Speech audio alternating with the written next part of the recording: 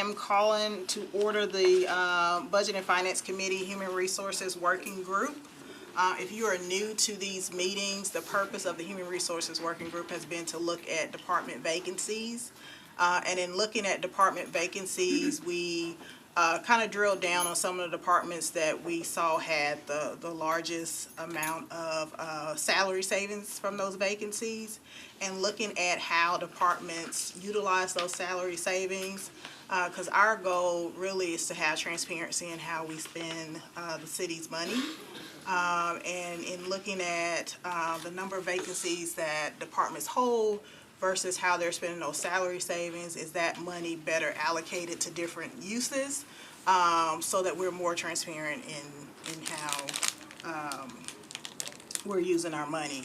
And we looked at 10 different departments, and we weren't able to get to all of them at the last meeting. So there are some departments that we have not publicly gone through your responses, and so rather than have you look at those and have a subsequent meeting with more departments coming, we just lumped you all together. So there are some folks we have follow-up questions for, and some folks it's our initial questions upon looking at your responses. And I think library is one of those folks that we didn't get to last meeting, so we are just looking at your responses.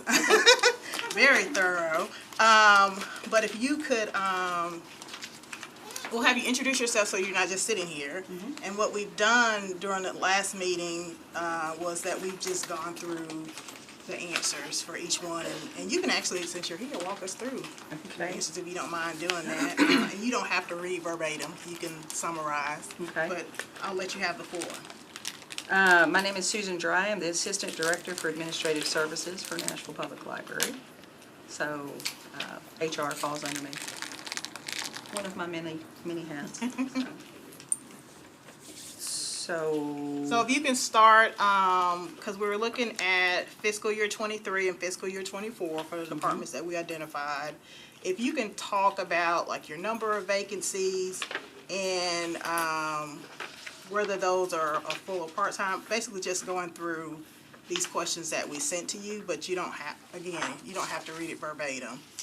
Some of these are pretty long. In fiscal year 23, we averaged, I think, 46.8 vacancies throughout the year. I think I sent a sheet just to show you at the end of the year how many that we had, to show you the type of vacancies that we had. And I know I sent a lot of documents, so. But most of those were full-time. We had several grant vacancies that were vacant during the year. We had, I think, 5 part-time, the rest were all full-time. We had, like many departments, we had a hard time filling vacancies in fiscal year 23.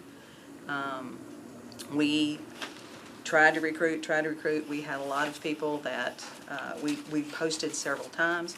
We had people not show up when they were scheduled for interviews. So I don't think we're the only department that had that issue in fiscal year 23. So with 48 vacancies, that's a large number of salary savings. Additionally, fiscal year 23, there was not a lot of 4% money for maintenance of the building, so we knew we had the salary vacancies, and that's what we spent a lot of the money on. So for your vacant positions, because I believe fiscal year 24, you had 38 vacancies by June 30th of 24. That's down from the 46. We averaged 47 in fiscal year 24. By the end of the year, we had gotten it down to 37. Again, a lot of those were part-time. Most were full-time, but we did have more part-time that year. So what do you see as some of the barriers to fill in your vacant positions? Some of these, if anybody were to pull a report, we have some that have been out there probably since fiscal year 22. Our building maintenance mechanics, we're having a hard time filling those. And our security guards, we're having a hard time. And our circulation assistants. Building maintenance mechanics they're part of the trades, and they're more now. So I know we just hired 2 over the last year. Security guards are still some of our lowest paid, along with our circulation assistants. But those guards are, what they have to deal with day in and day out, it's unbelievable. They're not paid nearly enough, and we're just having a hard time filling those. We had some program, we just, again, we put them out there and doing our best to fill them. So for those lowest paid positions, has there been any consideration of perhaps having fewer positions with higher salaries? We have 21 facilities around the county, and we have to have enough people to staff them when they're open and provide services. So we're already hurting for enough people out in our branches and at the main. So decreasing the number of people is not really the best option for us. Good question there. Sorry, Chair. Go ahead. Circulation assistant, what is that?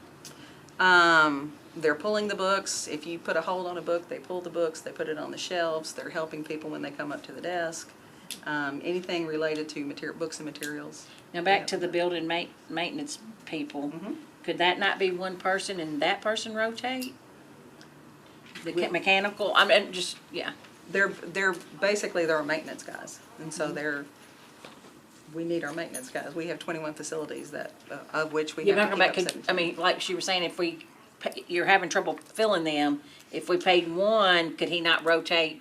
He can't service all the buildings now. Not all, okay. Oh, this is per whole, you only have 2 open for the whole, how many do you already have staffed? We have 3 staffed. We have 5 in total. 5, I see what you're saying, okay, that's Yeah. 4 buildings already, Yeah. that would be tough, okay, Yeah. got it, okay. Yes, ma'am. Thank you for asking that, because I thought you were saying you had 21 open vacancies for maintenance. No. people. Now We I have get 21 facilities that these maintenance mechanics have to serve, 17 of the 21. And they're already rotating 5, yeah. So Got it's it. Actually, 5 18 of them. maintenance positions to service 21 buildings. 17 of 17 those, total. yeah. Okay. Because 3 of them are now general services buildings. Okay. Which ones are those? Bellevue, Southeast, and now the new Donaldson. Why did that happen? Services. With ordinances put in place and every building having to be a LEED certified building, any new building goes under general services now. Oh, I see. Okay. And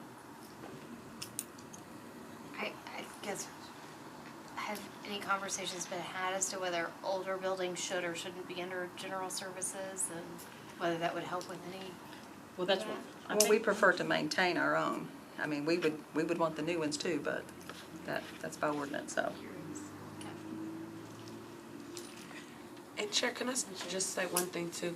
And this is like for everybody in this space. Like, we're gonna have a lot of questions, and it's not like condemning Yeah. the way that anybody's doing anything. We're just trying to get like a better understanding and try to figure out how to be as efficient and as effective. So like, this is a safe space. Yeah, So yeah, please yeah. know Yeah. we're asking It's to like understand, because for some of charged. this stuff it may be the first time that we're hearing it, so we may be a little like confused. So that's Yeah. not frustration towards you all individually. working group. Yeah. Yeah. Understood. We listen and we don't judge. So I'm looking at, and also, committee members, this is, open conversation, so we're not formal, so you can just talk whenever.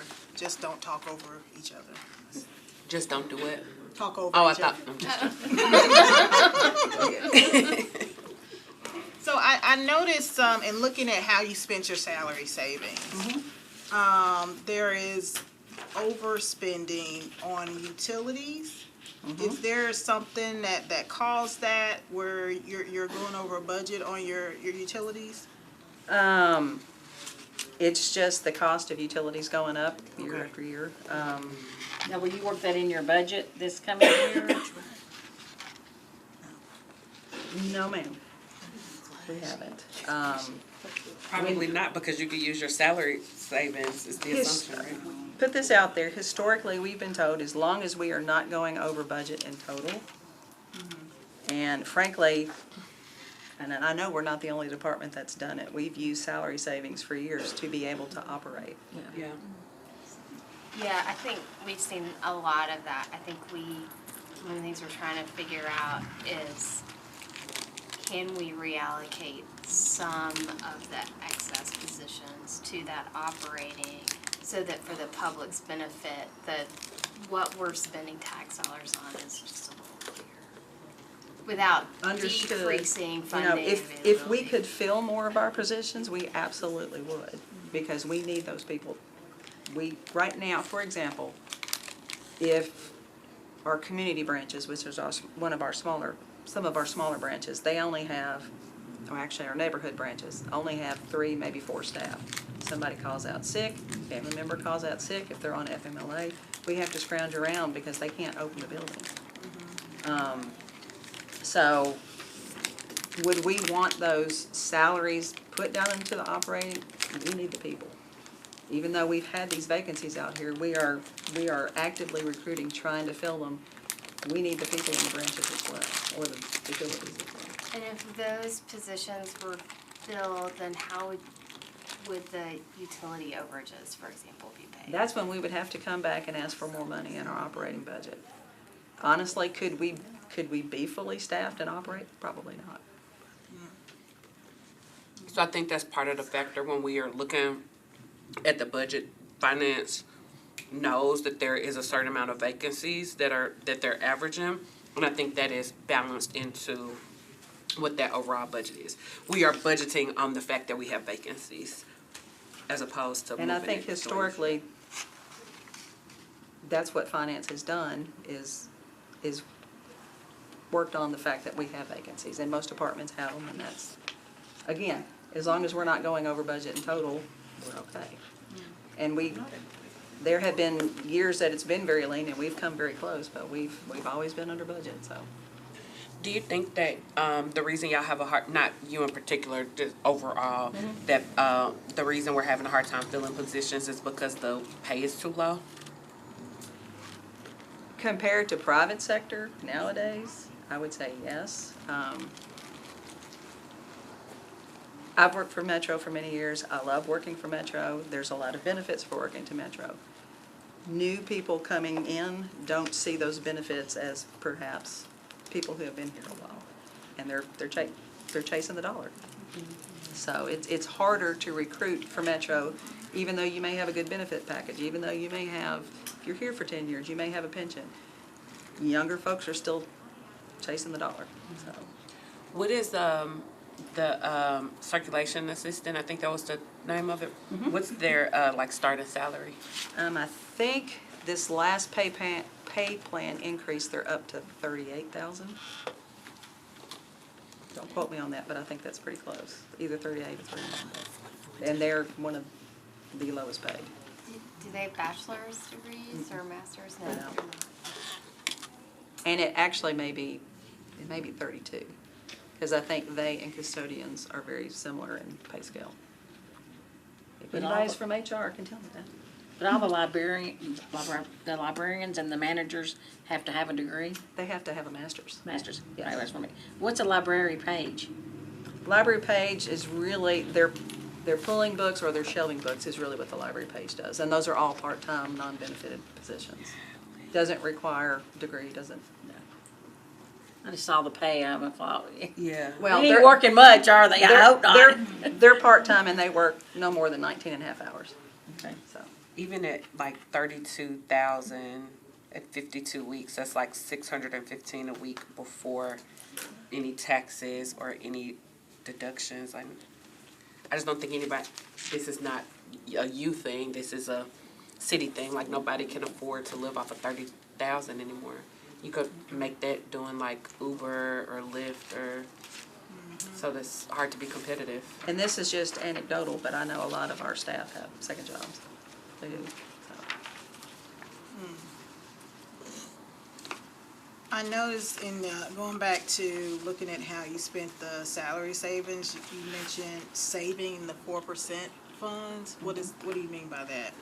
So, we get, council approves 4% spending, which is a part of the CSP plan, part of the CIP plan. We put in there what our maintenance needs are, and we get 4% money. Sometimes we get it, sometimes we don't. I know that in fiscal year '23, we were running very low on maintenance money.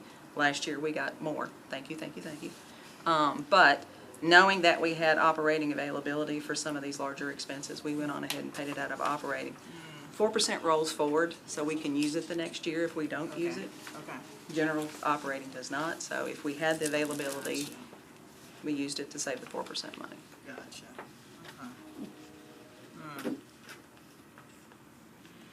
Because trust me, we need it. I hear you. I hear you. So, knowing that if you were fully staffed, you potentially wouldn't be able to operate, or you would need a supplemental from the council. And just asking an honest question, does that make you less inclined to want to fill those positions? Or maybe you only market like some of them so that you can save? We market all of it. Obviously, this year we're not because we have to have the savings, and that was our plan, was in vacancies. That's the only place to pull that much money out of. Right. It would not keep us from hiring. We would just have to look at everything and make sure we're keeping an eye on it, and we may have to do more deferred maintenance in the future if we're not able to have the funding. For example, over the years, we've had to add contract security services at our branches. At 10 branches we paid $446,000 to Allied last year for contract security. That's not in our budget. We've been eating it. What would be the cost for in-house security, like if you had your security positions filled? It would probably be a whole lot less than that.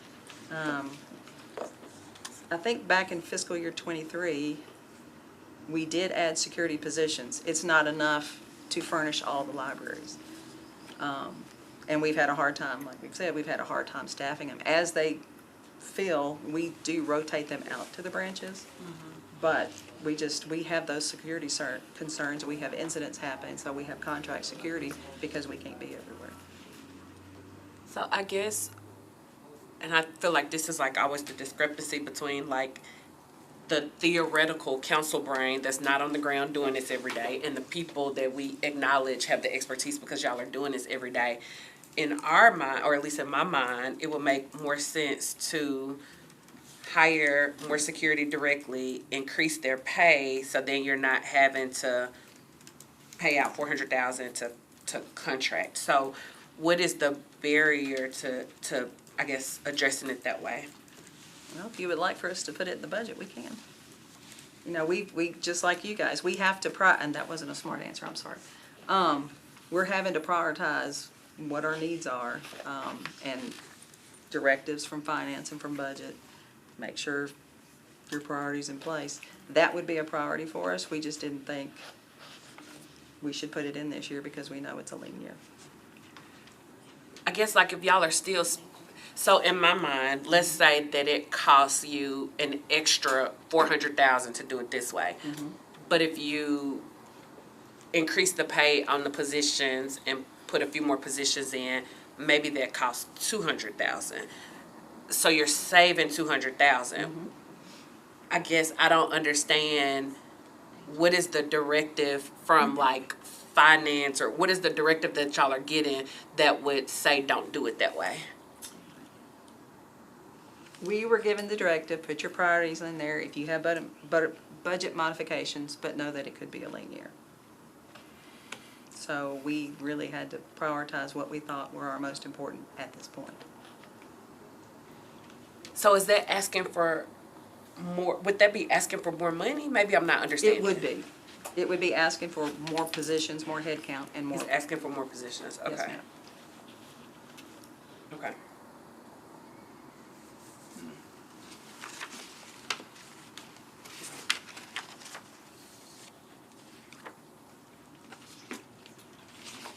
Do y'all outsource, I'm just trying to think, like your pest control and stuff, do y'all outsource that? And how often, is that done by RFP and?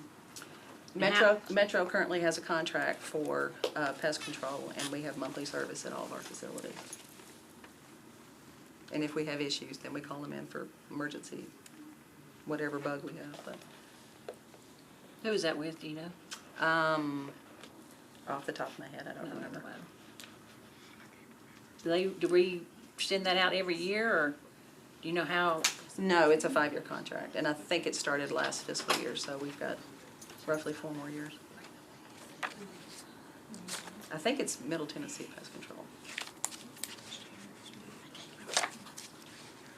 So, I know you said you hadn't factored in the utilities for the upcoming budget, but looking at, other spots like videotaping services, internet services, are you looking, or have you looked at including those expenses in your next budget request, or are you just gonna depend on salary savings again? Well, in this year's budget, I do plan to request money for security guard services.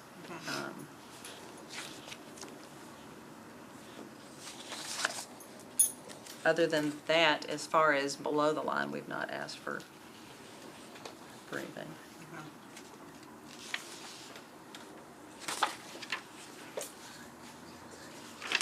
What is the chilled water and steam? Just tell me what that is. That's DES, District Energy Services. That's what heats and cools our building, our main library. So it's not gas or electric? Really? Wow. Any other questions?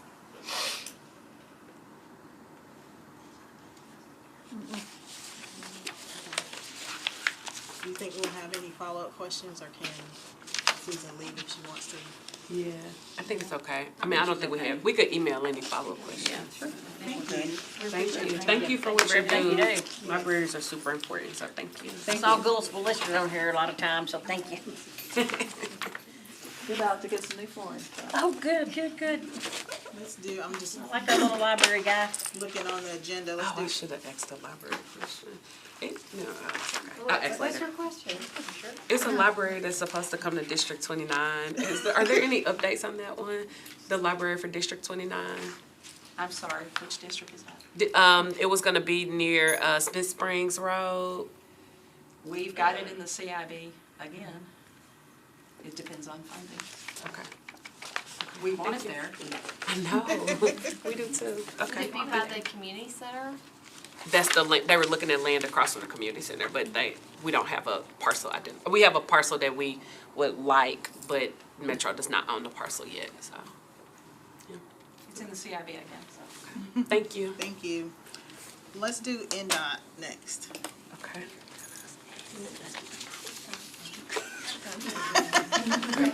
Don't rush up here. Okay. I probably will need some help, so I Would may you like bring. one? Thank you. So I may bring some team members up. Thank you, ma'am. Oh, you need one, so my apologies.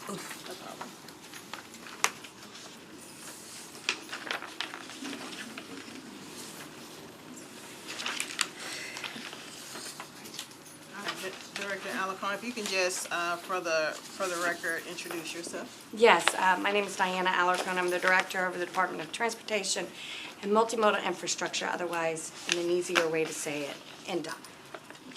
Thank you for being here. No problem, my pleasure. Thank you. So same thing, we sent, questions, to NDOT asking about your fiscal year 23 and 24 vacancies, any salary savings that you had and how you spent those, if you did at all. In fiscal year 23, NDOT had 72 vacancies, and in the end of fiscal year 24, you had 86. Can you talk to us about what those vacancies are? So we had a tough time prior to really going into 23 and 24 with being able to hire 2 types of folks. One was engineering, and that's just because it's extremely competitive in the market. There's a lot less engineers. We kind of took a turn toward the end of 24 and adjusted the way we did this. And we developed a progressive series so where we bring everybody in as an engineering training. And then they're allowed to go through and get their AIT certification, then work on their PE. And every time they get it, they stair step up so that we can actually build them within the department. So we have changed that to a progression series because we were having such a tough time getting engineering 3s or engineering 2s. Engineering 1s and AITs, we were having some great luck, really good candidates. And, you know, Charles and Brad, if I misspeak, y'all jump in here and save me. we kind of adjusted that to a progression series, and we've been having great success with being able to get the EITs in, get them trained up. 6 months to get their certification, they get bumped up, then they go for their PE, then they get bumped up again, then they go through some more training, they get bumped up. So, and then if we lose someone, it goes back and becomes an EIT. So we've been having great success with that. That was one of the changes that happened, and also there was a change in the salary. So they, HR Central made an adjustment in engineering salaries as a whole, and that actually made us a lot more competitive with what was going on in the market. So I would say, though we had challenges in 23, 24, we're not seeing the same challenges today. We're having really good success and getting good quality candidates in the door. So. Look at you, problem solving. That's so good. I mean, it's like such a I good wish comprehensive plan. You know, I wish I could take the credit, but I have a really smart team. They're sitting back there.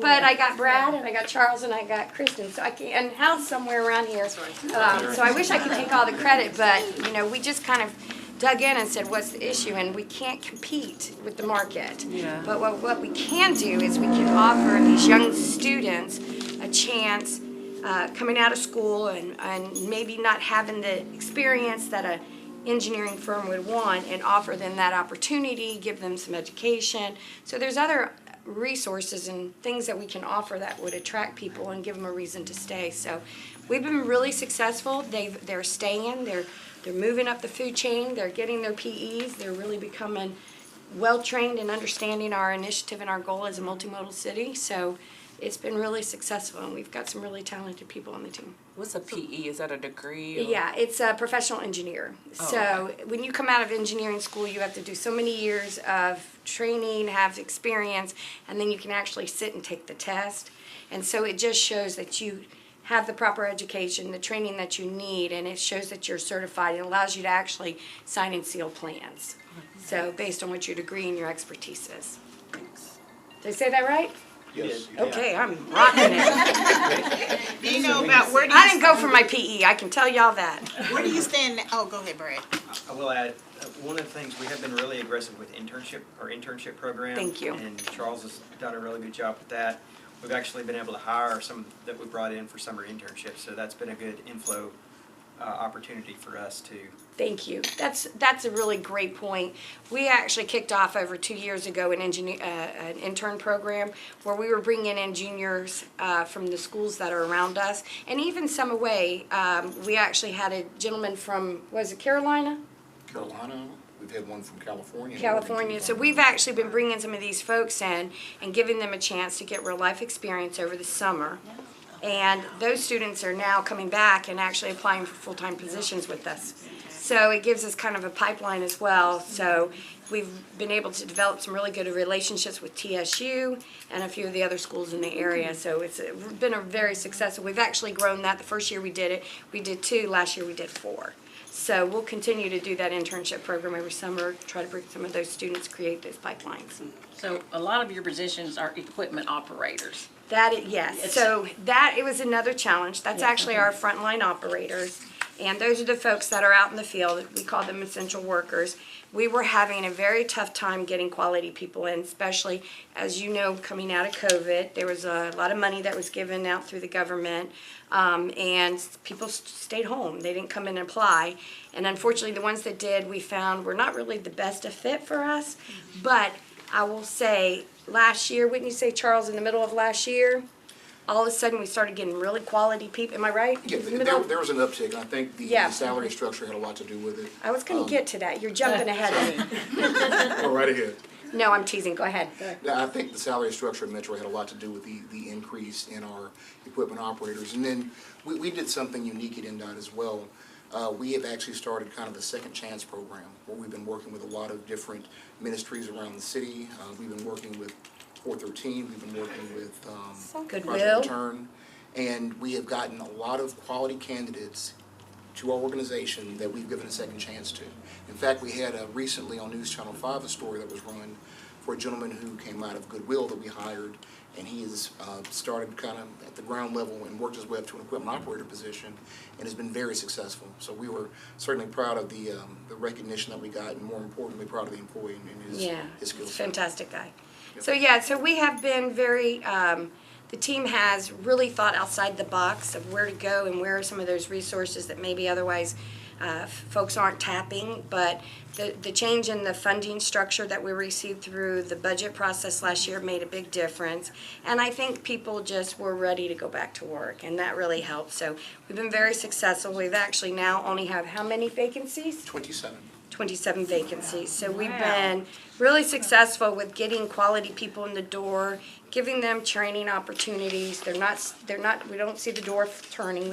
It's not kicking anyone in the butt on the way out. So we've been really excited about some of the outcomes that we've had with some of these changes and out-of-box thoughts about how to hire and retain people. Looks like you're also struggling with maintenance and repair people. Is that right? No, I don't think so. Not so much. We currently only have 6 vacancies now in that. Yeah. In that area? I think right now, if I said we had a challenge anywhere, it would actually be on our enforcement. You know, that's a new area for us. We just started our smart parking program 2 years ago. We are now going live on the new electronic enforcement. But that's probably where our biggest challenge is, just getting quality people in. That workload is pretty demanding. People aren't very nice to them. Nobody likes to get a ticket or a citation. And so People loved it. I'll remember that when you get yours. I'm teasing. That's probably, I think, where we're having some challenges. So now we're really thinking outside the box about that candidate. What kind of person do we need to get that's going to be a good fit, that we can train up and really retain and give them the resources that they will do a really great job, because it's also a very important position, because it's not just about parking. They oversee and take care of the sidewalk vending. They take care of the sidewalk signs. They are also responsible for the ETVs. We also took on the responsibility in our enforcement side of writing tickets for abandoned vehicles in the right-of-way. And when we took that over from code, they had told us they handle about 1,200 cars a year, and I would say we do that a month. So we took on a really heavy load in handling that, but we're able to take a lot of that off the police's plate and put it on our plate, so it frees the police up so that they can actually focus in on some other things.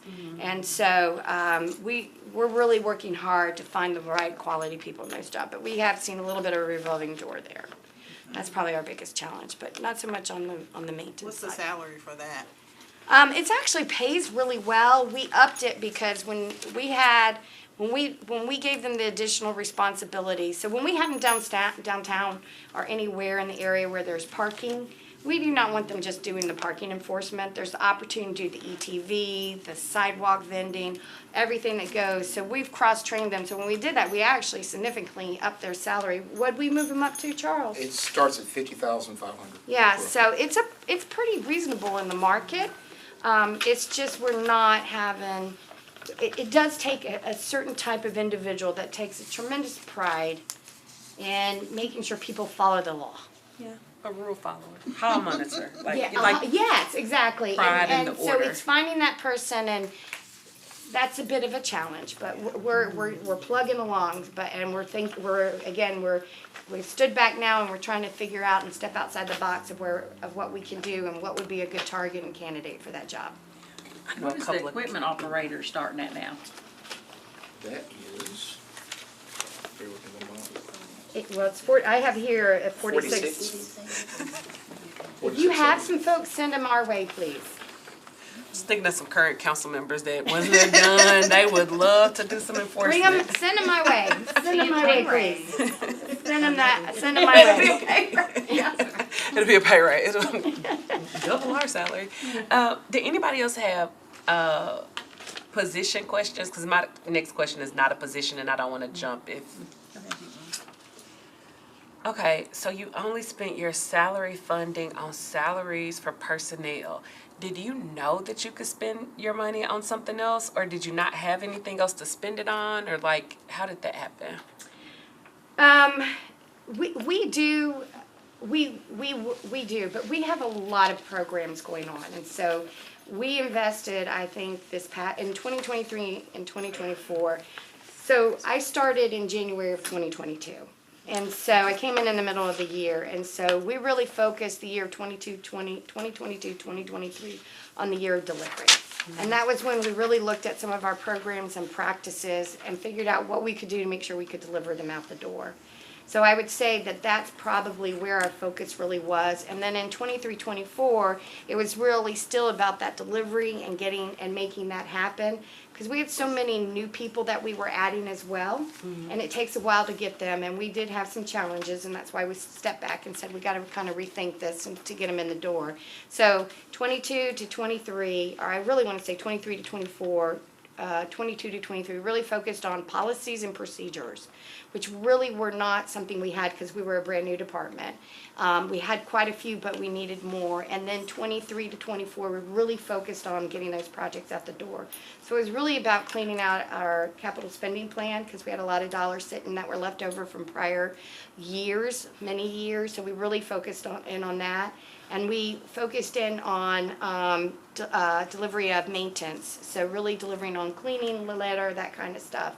And it wasn't so much about could we repurpose it, because we could, and we do. Like this year, I wish I didn't have to give salary savings, but I am required to put salary savings back for this year because of the flatness in the budget.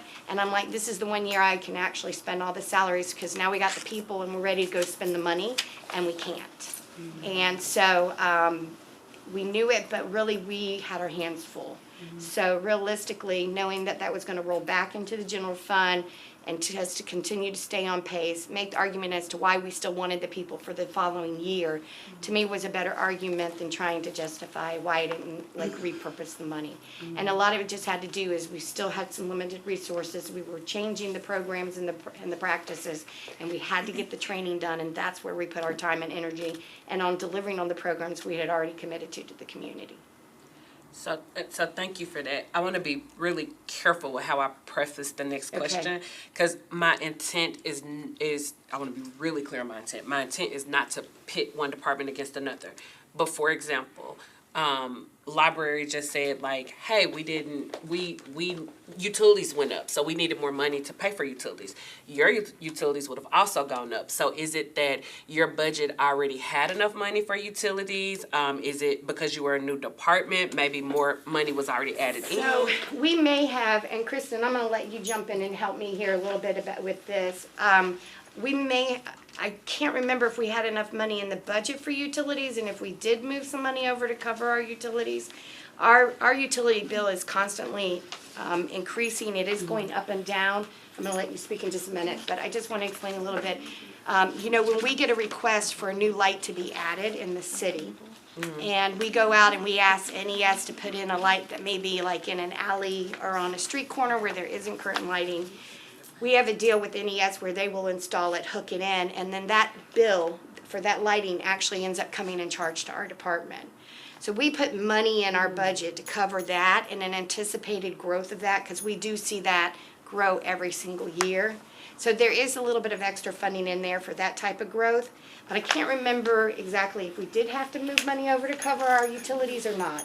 2 years ago, we made a request to increase our utilities because of what you just said, the street lights.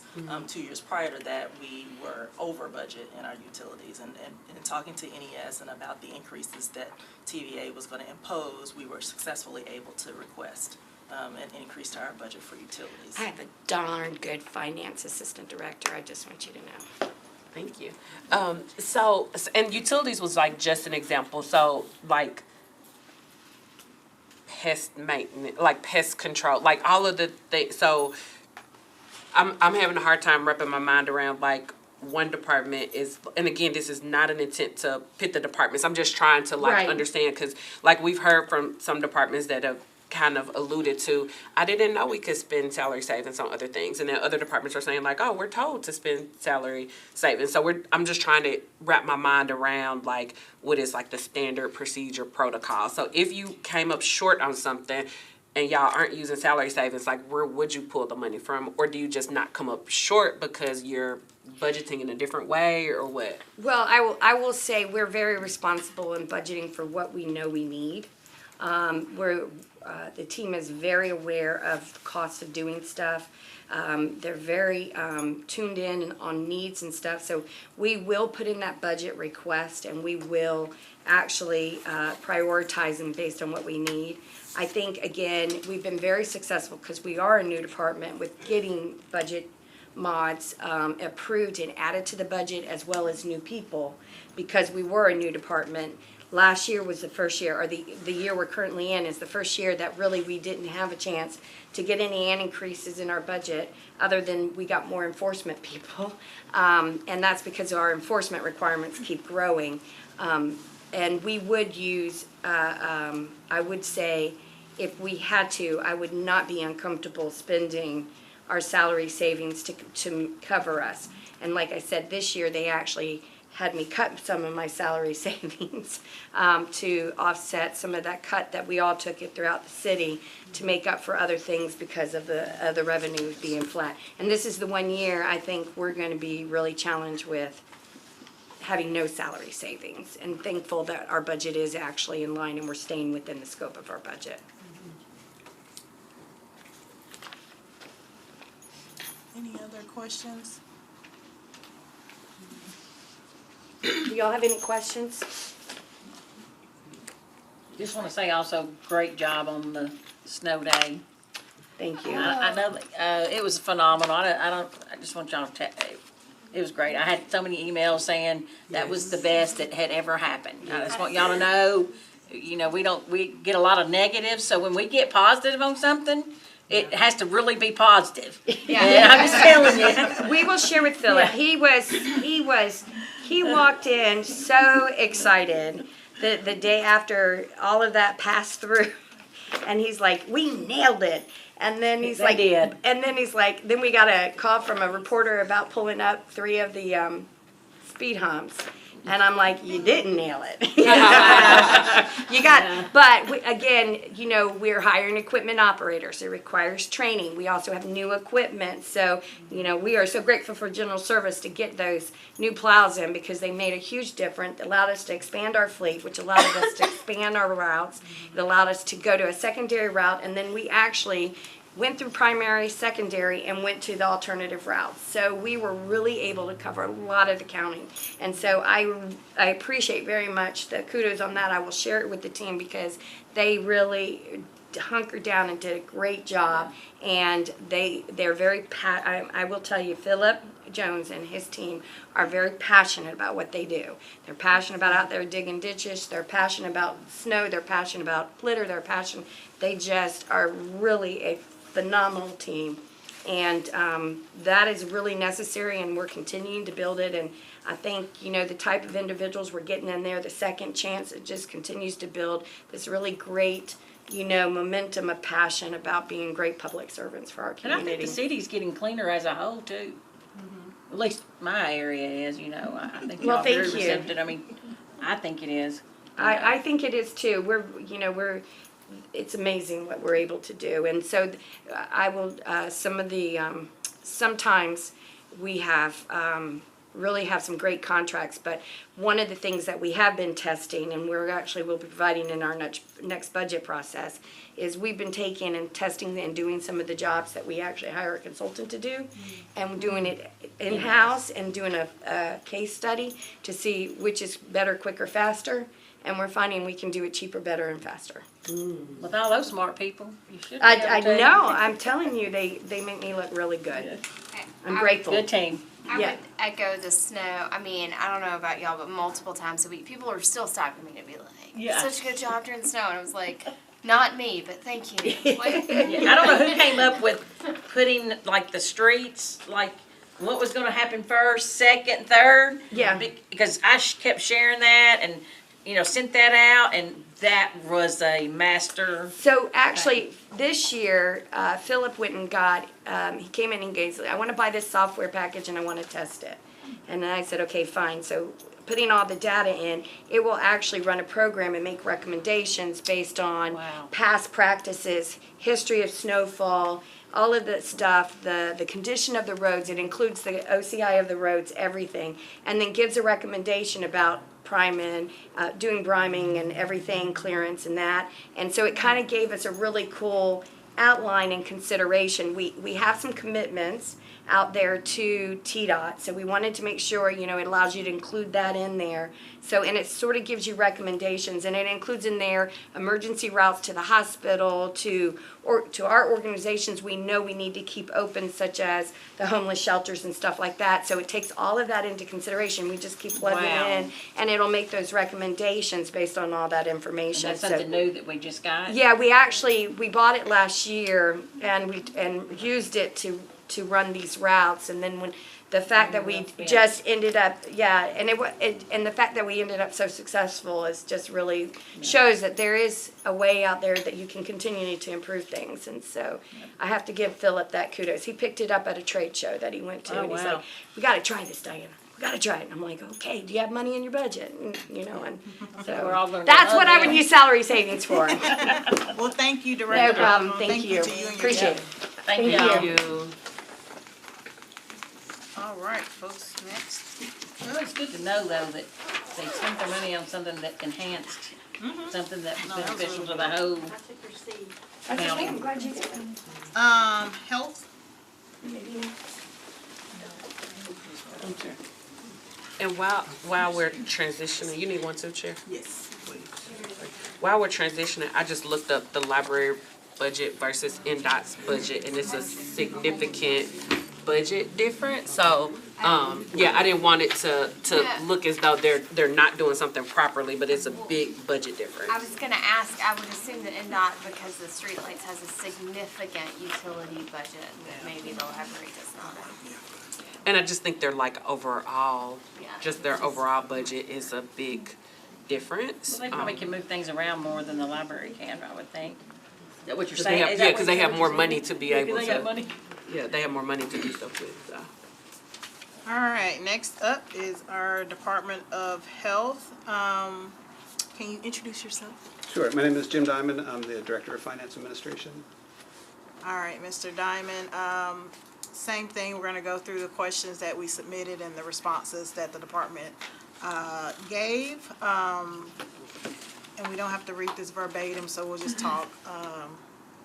You can just give a summary. So fiscal year '23, health had 111 vacancies. And I can't tell what vacancies you had in fiscal year '24, but if you can talk about the vacancies that you all had in '23 and '24. Sure. Health's a little unique in our funding structure, is more heavily on the grant side than the local side. So of those 111 positions, 30% ish were locally funded positions. The rest were grants.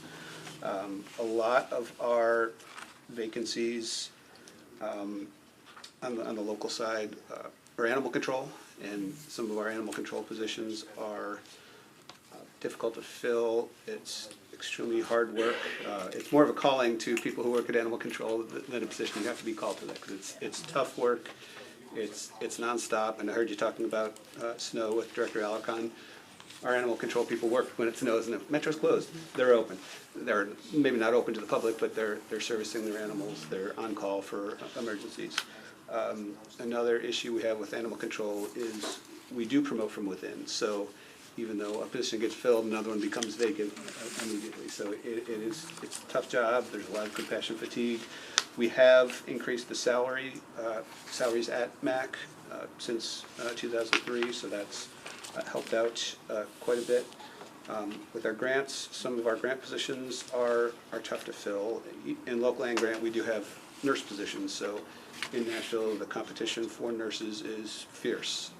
We offer semi-competitive salaries, but not what Vanderbilt or the other hospitals are paying. We also, have a ton of school health positions, and that's for a very specific type of nurse because, excuse me, they only work during the school year. They don't necessarily work all year, and they don't want to. It's typically moms or dads with kids in school, so they want to work when the kids are in school, and they want to not. So So those are some very specific positions. And I know your numbers were pulled in June toward the end of the fiscal year, right after the end of the fiscal year. We don't hire school health nurses full-time after February, just because they are paid all year long, even though they don't. So they're working and being paid at different times or different, hours. So we do have temporary nursing services contracts that we do have nurses in schools, but they're being paid on those contracts, and then they're hired in at the start of the next school year. So that is a gap there. So I think a lot of the nursing positions, again, it's a tough market. As far as some of our other grants, it is sometimes hard to hire on grants, especially if there's, for 2 or 3 years, because people aren't guaranteed jobs for beyond 2 or 3 years, and some people are looking at that job security. Or if they know they're coming to the end of the grant, they leave before that happens if they find another job. So I hope that answers that. Okay, I'm sorry, go ahead. Oh, I was gonna say, of those grant positions, do y'all have an idea of how many of those are federally funded grants? We do. I don't have the breakdown from the previous year. And complicating that factor is some of our state grants are passed through federal funds. So we do know, all the funding that comes through the state that's federal as well. But we do have several federal direct grants. That was sort of my question, but you don't get that money unless you fill that position, correct? There are reimbursement grants, correct? Reimbursement grants. So, yes.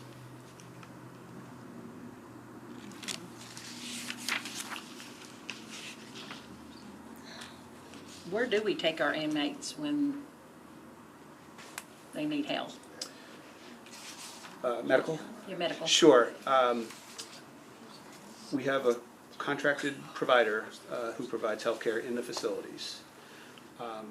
And if they're able to take them to general for services, they are taken to general. But if general is not able to take them, they're either to the nearest facility or to Vanderbilt, because that's the only level 1 trauma center in Nashville. So if someone is injured badly during an arrest or in the facility and it rises to the level of a level 1 trauma facility, they go to Vanderbilt.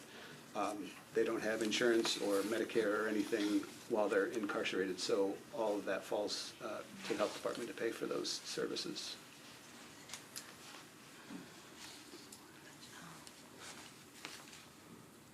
Are there any other questions about positions? I did check today. We're at 30 local vacancies 30 local currently, vacancies, and we have 8 in process of, candidates identified, so going through the pre-employment process. So That's those 8 that are going through the process. Is that gonna drop you down to 22? theoretically, it should. And it's 12 and 3, so 12 of the vacancies are MAC and 3 are in These are process. 24 vacancies, On 80 the, and 42. for the unpaid grants, like the uncollected grant revenues, were those grants we received that the state decided not to pay, or what happened with those? I'm sorry, what did you ask? It says that they're delayed or uncollected grant revenues. Sure, so we don't always get the grants from the state in a timely manner, so we continue the services, and then once we get the contracts from the state. State has gotten better in recent months at that. The last couple of years been very difficult to get some of the contracts from the state. So we as a department make the decision to continue the work as opposed to stopping the services and laying off employees. So we continue the services, and Metro basically floats the funding for it. Have they ever been actually uncollected? Do they eventually get paid? They do eventually get paid, so no, the answer to your first question, and yes. There's been a new commissioner at the state within the last year-ish. Couple of years, and so we've had good conversations with Commissioner Alvarado about this, and he seems receptive, and we are all caught up on our grants as of now. I did have a question about the animal care assistants. Sure. 37, that right at 38,000, the position budget. Have y'all thought about increasing, pay? Sure, we have. The current for this fiscal year is 42,411. So that is, I believe, that is an STO6. So that is the lowest pay grade that we use at Health. So that fits within the mayor as well as the council's living wage requirement. So, and I know there's part of the Mercer study that's taking place that Metro HR and the benefit board is looking at increasing salaries, especially in the lower end of the pay ranges and in the lower salary grades. So we do see that going up, but we do want to, continue to look at those pay grades because that is difficult and hard work. And if anybody knows a vet that's looking for a job, let us know. Oh yeah, 106 to 165,000. I wish I was a vet. That is good pay. But it's extremely hard to find them. There are fewer veterinary schools than there are medical schools, so it's easier to hire a physician than it is a veterinarian. Wow. Much easier. Wow. And the pay is lower for veterinarians than physicians, so it is difficult. Talks a little bit about Health providing the same salary adjustments for the grant-funded positions. Sure. So our grants don't usually include escalators. So when Metro gives cost of living raises of 4.5%, we increase our grant positions, same salaries, because if we have a public health nurse one on local dollars, we want to pay the public health nurse one on a grant the same amount. So we have to oftentimes hold positions open on our grants to enable us to pay more if there's no room. In the past, we've asked Metro Council and the mayor for positions to supplement our grants, and not last year but the year before we received several to do that, to continue the same level of work. But with a flat level of funding to our grantors. And we have gone to our grantors and asked for increases, and the answer is usually no. So when you said you asked for positions to supplement your grant, you're not really needing the people, you're needing the money for those positions so that you can pay the grant-funded people more? No, we're just unable to afford the same number of people on the grant because the grant funding stays the same. Okay. So if some of our grants are $5+ million a year, so a 4.5% COLA, which is great, means a tremendous amount of money on our grants. So if we take one position off the grant and use Metro money, same number of people, we're supplementing Metro funding with the grant to keep the same level of services and personnel. Okay. In that, so in your budget, there's not a bucket that says salary increase for grant-funded positions? There's not. It's just your salary savings bucket is used to Correct. bump up pay. Okay. The public health nurses, I see you need a lot of them. Sure. Are those the ones for the schools, or are they the ones We- at the health? We have public health nurses in schools, in our clinics as well. So we have, our main building is at Lentz. We have our family planning clinic, our STD clinic, our tuberculosis clinic, and we also have all of the nurses in school. So they're all public health nurse ones or twos or three. What is what constitutes a health nurse one? That's basically the entry level nursing. That's the main nurses. So most of the school health nurses are public health nurse ones. So there's we have job descriptions for all of them and the required duties. So.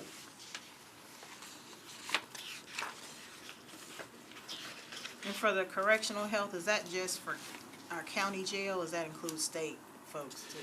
There are some state inmates in the county jails. The sheriff's office contracts with the state. We receive a separate reimbursement. Actually, the sheriff's office or Metro as a whole receives the reimbursement for the state inmates. It does not flow through health. So you will not see a revenue for the state inmates in health's budget, even though we pay for their health care, so that evens out Metro-wide, but we do not have a revenue source from the state, because they pay a per diem, so whether it's a certain amount per inmate per day, and that includes healthcare, food, security, all of that stuff, so So for this, because I'm looking at fiscal year '24, you said correctional health was over about 187,000. So that money was reimbursed somewhere, but you had to supplement out of your budget? Sure. The correctional health is paid out of an administrative business unit, so it's not a health business unit, but they do kind of expect us to cover it if we have the funding. So funding technically goes back to the general fund, but then we pay out of the administrative business unit, so that will show as over. Okay.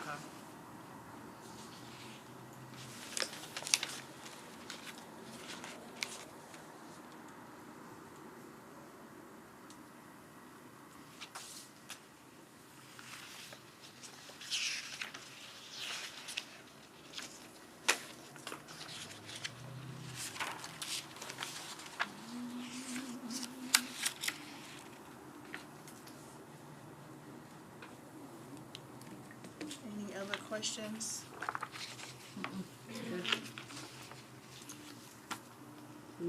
Not for me. Well, we appreciate your All right, comments. thank you very much. Thank you.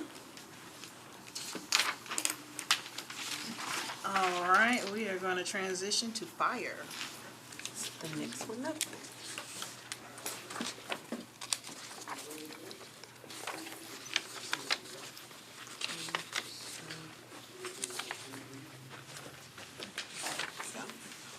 Sorry. Would you like one? Are you good? Okay.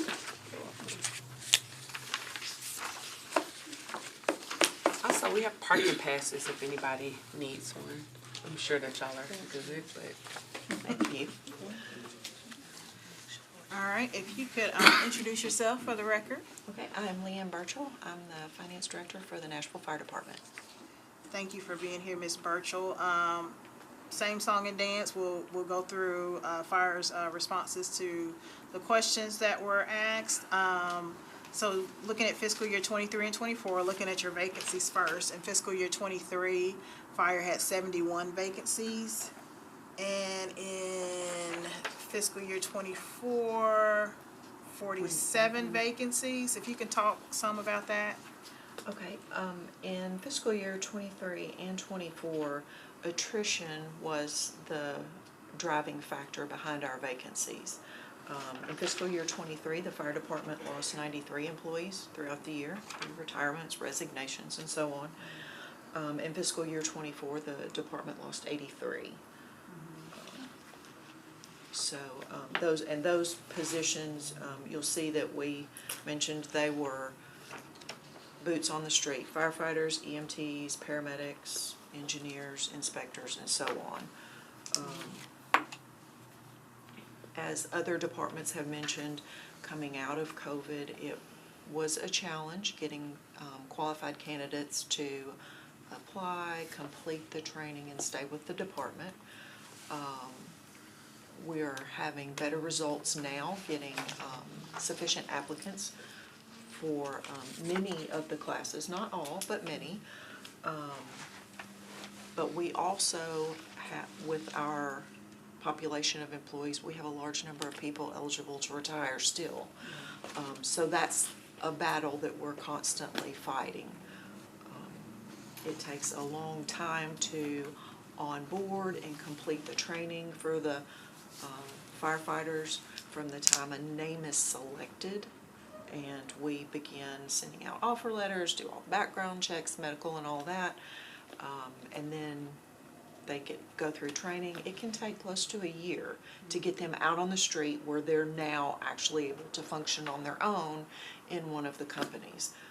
Well, in that time, we've already lost, through attrition, a number of people. You said a number are currently eligible for retirement? I believe we're sitting around 200 that could leave today. We have a lot of new employees, and we're grateful for them, but we still have a lot of folks who are in the category of being eligible to retire. How many total employees? We are authorized at 1,567 positions. When I looked at vacancies today, assuming that our April classes are filled at the levels we expect, our vacancies should be around 20, 20 vacancies? roughly. If the April classes pan out the way that the offers have been submitted. And that also hinges on not getting a lot of retirements in. From now through the end of June is kind of our worst time for people to up and decide I'm ready to retire. Summer's coming. It is. The weather gets nice and people want to go fish or do other things. And then we still, like the other departments have mentioned, we have the less experienced people in the workforce that aren't looking at it as a career. They'll come and they'll work for a period of time and they say, oh, I can make another $1 here. Let me go work for this other municipality or other private service. So we're working to educate them on the value that Metro offers in not only the benefits but the pension option.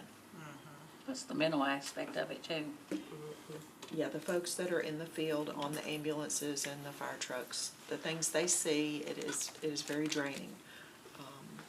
I know on the EMS side, many of our ambulances are considered overutilized because of the number of runs they make on a given day. And, over half of them are overutilized, and that continues month after month. So it is something that Chief Swan is very committed to, making sure that the mental health of all fire department employees is a consideration.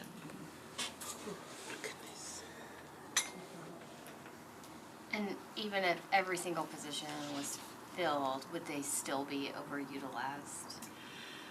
On the EMS side, yes, ma'am, we need additional medic units in the field to bring that utilization down because the call volume just continues to increase.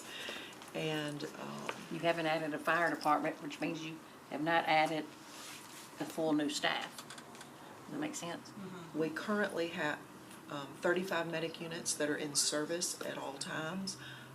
But to add additional equipment, our current facilities are reaching capacity, so we're gonna need to add additional fire stations or replace, and build with a larger facility.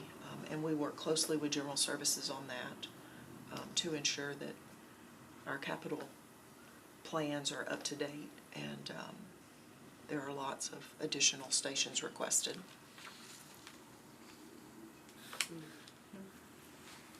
Any additional questions about positions?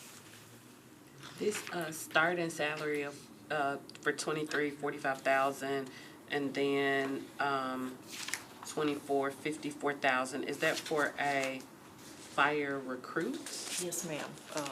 When a firefighter is hired, they're hired in as a fire recruit while they're in the academy. When they graduate the academy, they automatically step up to become a firefighter 1. And then after successful completion of 6 months in that kind of training part of being in the field, then they become a firefighter 2. Okay. And I did have one question. It said that fiscal year 23 emergency services, the cost continue to increase, as well as the cost of goods and safety supplies. Some prices were as high as 40% higher. What types of things did y'all see, like that huge jump? Everything had significant cost increases after COVID. Mm-hmm.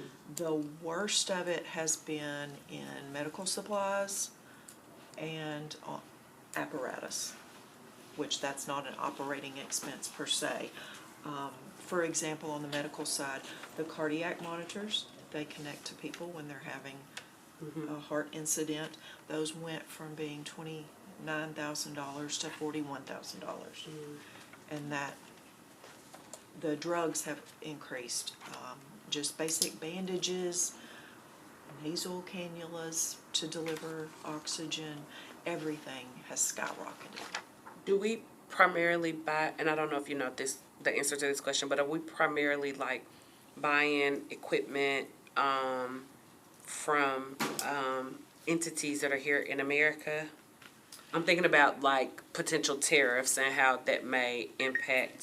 So our vendors are in the United States. Where they get their materials, you know, that's not something we necessarily can control, but our vendors are all in the United States. Okay, thank you. Talk some about, you use salary savings to purchase a new truck? Yes, that was a one-time request that Chief Swan made last year. I believe it was in '24, yes. We were having challenges getting apparatus in. Just the availability wasn't there. And the Fleet Division of General Services has fought valiantly for us to make sure that our equipment's getting replaced in as efficient of a manner as it can be.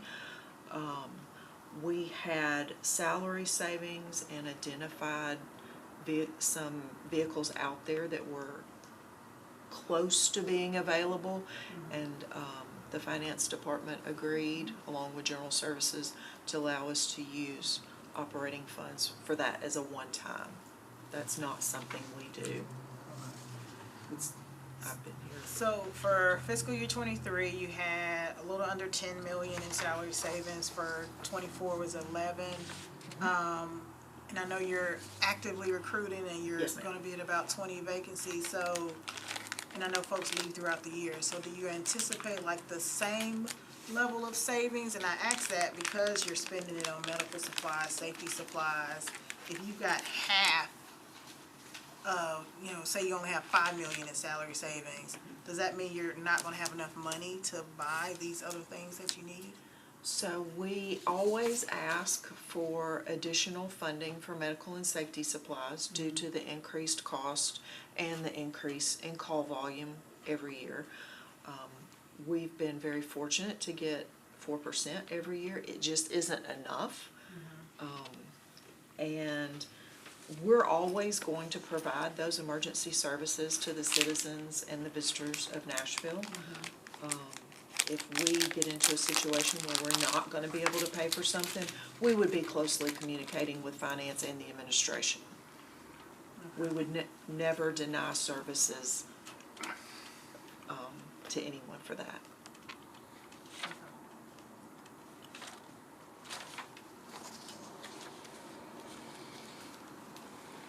But you might have to ask for more money to cover it.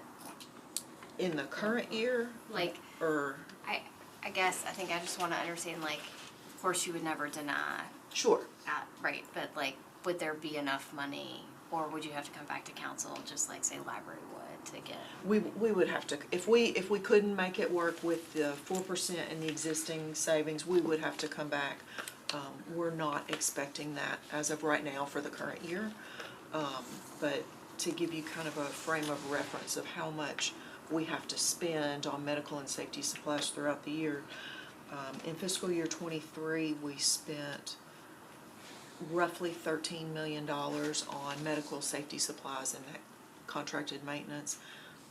In fiscal year '24, we spent over $20 million.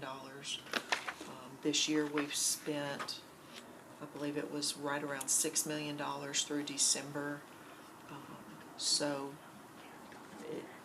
it's expensive providing emergency services, but it is something that Chief Swan is very committed to do for this city. Thank you. Yeah. Any other questions? Thank you. Thank you. For your time, I appreciate it. Thank you so much.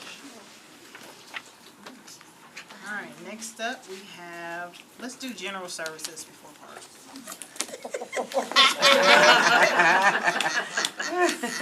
She was ready to go. Thanks.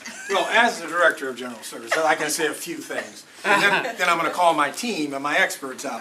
Again, for those who don't know me, my name is Gerald Smith. I'm the not-so-new Director of General Services. As of last month, it's been 1 year. And one of the things that I know we're talking about is salary savings, and what General Services has been experiencing over the last few years. And one of the things that you should know about me is my vocation has been a city manager for the last 32 years, or let me say 28 years, and maybe 6 years of those, or 5 years of those, as the Director of General Services for Kansas City, Missouri. I created that department for the city of Kansas City, Missouri.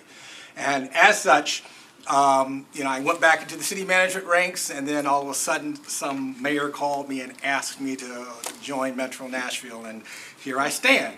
So what you're witnessing with regards to general services, particularly in salary savings, is more of a systemic issue as it relates with our fleet operations. And it's not just systemic to Metro Nashville, it's systemic nationwide. As it relates with the auto industry and the the mechanics and the ability to retain talent.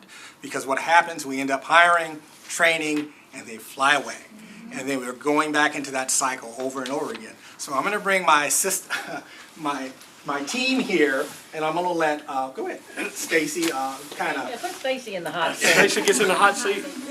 Outline what it is that we go through. I'm sure you heard a lot. You heard from Shannon in terms of our collaborative relationship that we have with them to help keep it together. We make it work, but can we do better? We think we're getting better. We think that I guess the economy is beginning to kind of normalize to some extent, but we're still going to have some challenges in some areas on that retention piece, because it used to be people would come work for government knowing that, oh, I got a pension. Well, you know what? That doesn't get them anymore. And so what'll happen is they'll come in, we'll take somebody that's brand new, we'll give them a few years, and then they get gobbled up by the market. And so Stacy can outline some of his challenges and what we do to keep it afloat, how we keep things working, because if we are seeing salary savings on one side and we're paying it out on another side because we're outsourcing in order to keep everything working. So, Stacy, it's yours. Good afternoon. Good afternoon. Actually, Gerald's right. Actually, we have, in the past, we've had vacant positions that we've had was unable to fill for many different reasons at times. But we've had to use that funding for outside services, which would be vendors and stuff like that, to get the vehicles repaired, get them back in service. But we've come a long ways in the last couple of years. If you look at our vacancies, I think you'll see that. We actually are starting to get a lot of good candidates. We're starting to fill positions, bring more services in-house. Can't say enough, really. We've come a long ways in the last couple of years. Can I add to that too, Stacy? Yeah. Just to kind of, to add to that, we worked with. Sorry, I may have my back to you. Introduce yourself. Oh, I'm Jennifer Johnson. Come on up.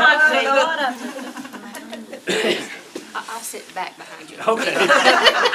You're still in the hottest seat, I guess. No, it's not a hot seat. I think we're doing good. I would say that our challenges were mostly, through Introduce those. yourself. Oh, I'm so sorry. Jennifer Johnson. I'm the HR manager for the Department of General Services. Good to see you all. So I would say most of our challenges did come from those, the salary kind of issues, being competitive within the market. But we did work and partner with Central HR. We worked to look at our job descriptions and look at the requirements in those job descriptions as part of those improvements. We looked at the years requirements. Our positions require CDLs. So they required them within 6 months. We increased those to 1 year. So if a position, an equipment mechanic or an auto mechanic, a servicer, if it required a 2-year requirement, we backed that down to 1 year and thought if we could get them in our door, we could train them. And so we also partnered with the local high schools. We partnered with Auto Diesel I always College, want to say Nashville Auto Lincoln. Diesel College. It's Lincoln. He corrects me every time. So, Maplewood High School. And Maplewood and the TCAP programs with their auto and diesel programs. So we've partnered, trying to get boots on the ground. We've been at multiple job fairs every other month at Central HR offered one. Fleet was present at that. So I would say we've made leaps and bounds with positions. Director Smith is correct. It's still hard to retain with when you consider that it takes the 10-year requirement for the pension. But we do have a competitive, to be vested, we do have a competitive salary now, a more competitive salary that's more in line with the market. And to date, now General Services has 162 positions, but Fleet specifically, we have 93. And we're down to 7 vacancies in Fleet, but 6 of those are trades and labor, which are the equipment servicers, the equipment mechanics, the auto mechanics. But of those, we have 3 that have offers on the tables and start dates. So we're really down to like 4. So I'd say that's pretty impressive. Yeah, we've come a long way. We've come a long way with that. So, do we still have work to do? Of course. You know, will we always face challenges? Of course. But I do think we're in a much better position, and HR has really stepped in, Central HR Office has really stepped in and helped us make some of those changes, and that, and help with that, to make us better in line with that salary gap. I'm sorry, I No, thought you're we should fine, just add a little and bit. you're right, and we've worked really close with Central HR, and as the numbers show, we've come a long ways. Entry-level positions are that, they're entry-level positions. It takes a little while for people to get the experience, and that's where Director Smith was talking about. Once we get some people in, get them trained, the dealership, which you're familiar with the dealerships, but the dealerships, you know, they come and knocking. They come and knock, they're They hard to come and find. knocking, and they should, you know, they flash the money. They don't always show the pensions and stuff like that. And Director Smith and I was talking earlier, you know, 22 years old, and a pension don't mean that much to you. You're feeding your family. You're feeding your family. I've been there, and by the way, I started when I was 18 years old. I've been here 39 years. I started out changing oil, so I know each step. In the right place, the right time, put the work in. You can excel in Metro, you can succeed. But it takes a combination of stuff. But a 22-year-old person doesn't see a pension. And we do When you have talk about it, everybody's like, what? Wait a minute, Yeah, what? they don't know how to spell it, probably. And, you know, there's bonuses and salary bonuses, productivity bonuses. There's a lot of stuff in the dealerships that can offer that, you know, we can't always match. You know, we have to be custodial of taxpayer money. That's what I was gonna say, yeah. So with you being almost fully staffed, that means you're gonna have less salary savings. And I noticed that you said you used it for like fuel, maintenance, utilities. Are you gonna have enough to operate?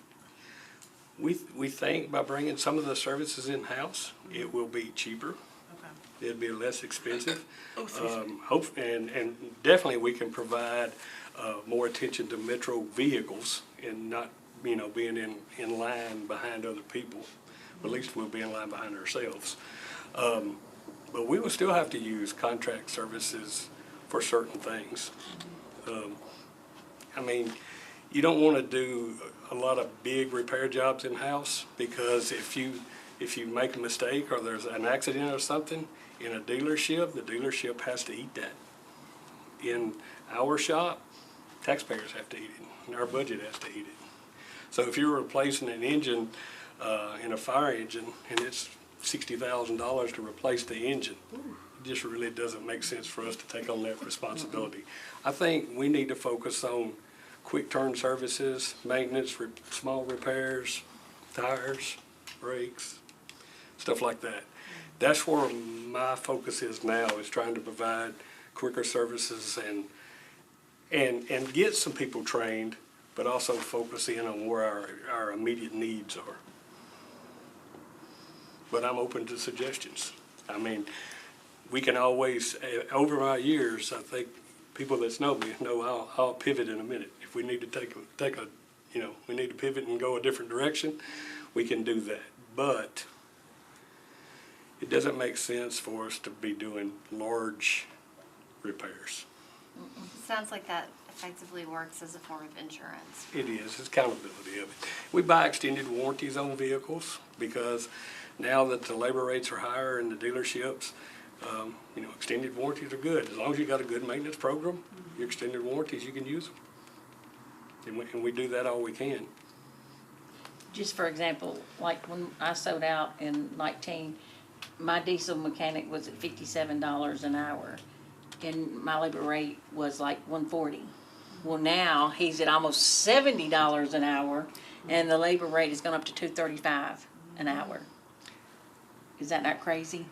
A good diesel mechanic, Oh, they're a just good diesel mechanic in a dealership, 100 plus. easy. Salary 100 plus.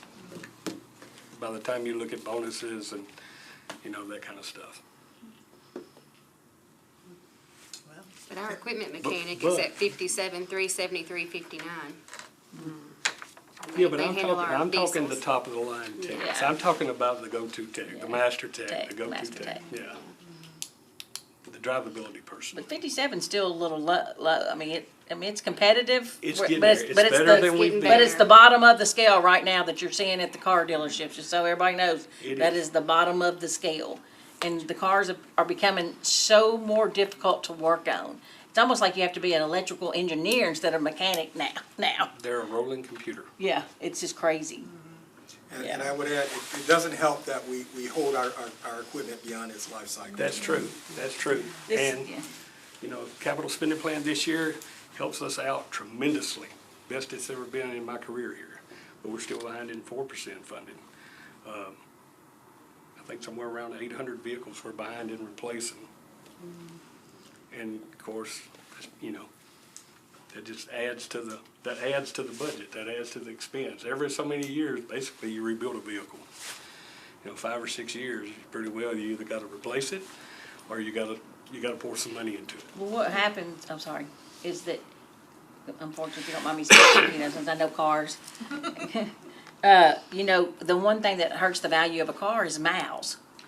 So the longer that we're keeping these, there has to be a point in time, and I know you understand, everybody says you understand this, that you want to get rid of it at a certain amount so you get something out of it. But right now, we're keeping them to where They're zero value. They're They have zero at the They point. have no residual value. Yeah. No residual value. And you gotta remember, at like the fire department, with the increase in calls and no more new fires places.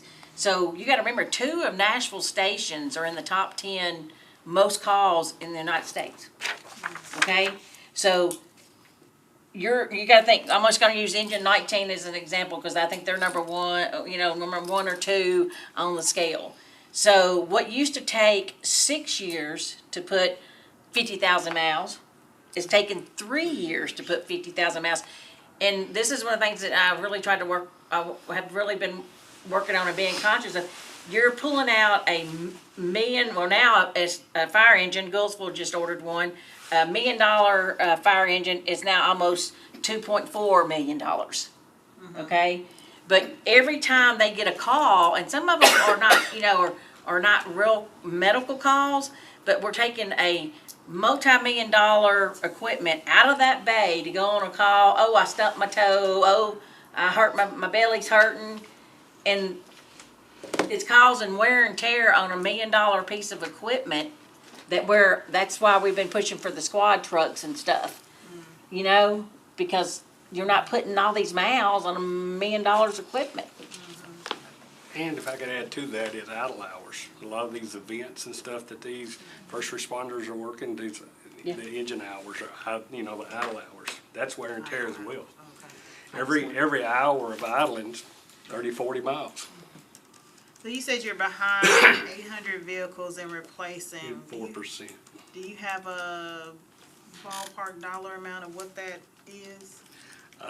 It's somewhere around $60, $70 million. Sorry.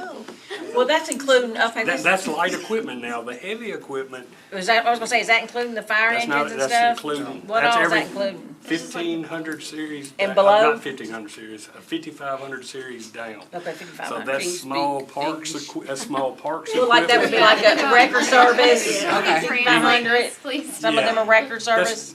a dually truck, you see a truck with a dual rear It's wheels? 3,500. That's a 1 ton or Yeah. a 1.5 Saying ton that vehicle. doesn't include fire trucks? No. No, fire trucks after this CSP, we're caught up in fire trucks. Okay, ooh, thank you. Now, wait a minute. Now, let me say this. I don't want the fire chief. Not like that. Yeah, hold on, you I don't want the fire chief coming after me, so let me correct The that. truck. With that being said, that's our current allocation count. Exactly. Yeah.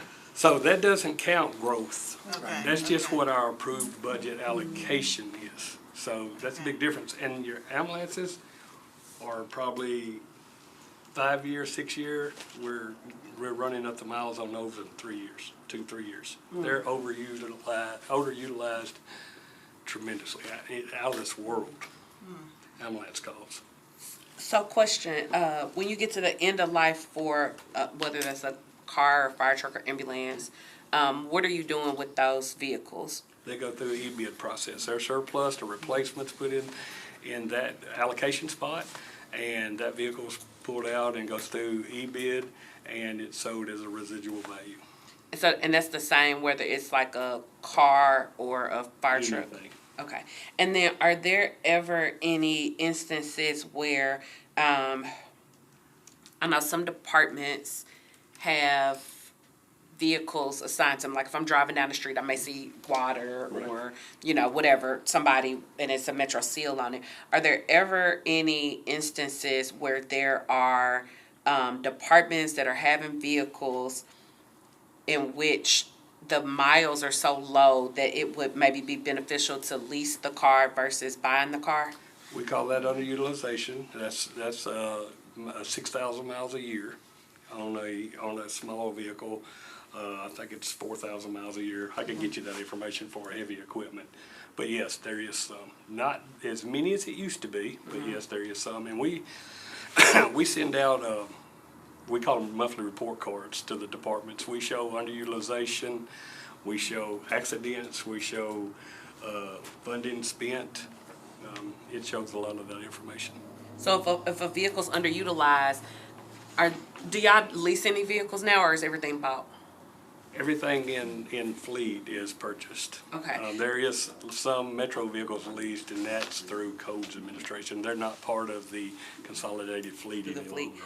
So what is when vehicles are underutilized, like what is the plan? Because I guess what I'm trying to get at is like, we don't want people to just like run up the miles because you're saying, oh, you're underutilized, so use it more, right? We don't want that to happen, but is there any cost savings that we could benefit from underutilized vehicles? Could that be maybe some of those vehicles are leased as opposed to purchased? Maybe that's a reimbursement and a person's using their own vehicle as opposed to purchasing a vehicle if they're not using 6,000 miles a year. I understand what you're saying, and I don't think that it helps with cost. Okay. I think it costs you more to lease it. But the utilization, what that does, it's just you have an older vehicle that just sits there and ages and ages and ages, and it doesn't, it doesn't make that. If we're behind in the replacement program, an underutilized vehicle is not going to get up to the top. We're going to look at the ones that's utilized first. Do y'all ever swap them out? Like if I have an underutilized vehicle and then Jennifer's putting all the miles on hers and it's time for her to be replaced, like do you give her my underutilized since I don't have that many miles? And I'd like to tell you yes, but no, because it's hard to give an older vehicle to some other department when they're paying the bills on it. okay, so You agree? Yeah, that is a way of doing it, but it doesn't work right. maybe give them a discount or something. I will add though, and she's put in my ear and she's right, but departments with larger fleets internally do that. They change them, swap like up, the police yeah, department. internally. So like our SROs, because their vehicles are parked at the schools all day, they're really only driving to and from A to B. Their vehicles will get a lot less miles in a year than a patrol officer. So we will cycle those vehicles back and forth to ensure that we're trying to keep a consistent flow as opposed to having that disparity. Each department has a fleet coordinator staff. Some's got a large staff, some's got small staff, but each department's got a fleet coordinator. And those are best practices, and PD does a good job at that, fire does a good job at that. Most of the underutilized stuff is share vehicles, and that's stuff that a department may have, a van to I use parks. Thanks. Sorry. Parks may take, you know, they use a 12-passenger van, they use it twice a month, and they go out and show people the parks and stuff like that. And it's Superman. I'm not saying negative. You guys do a good job of keeping them up, but they don't get quite the miles. But they still need the vehicles.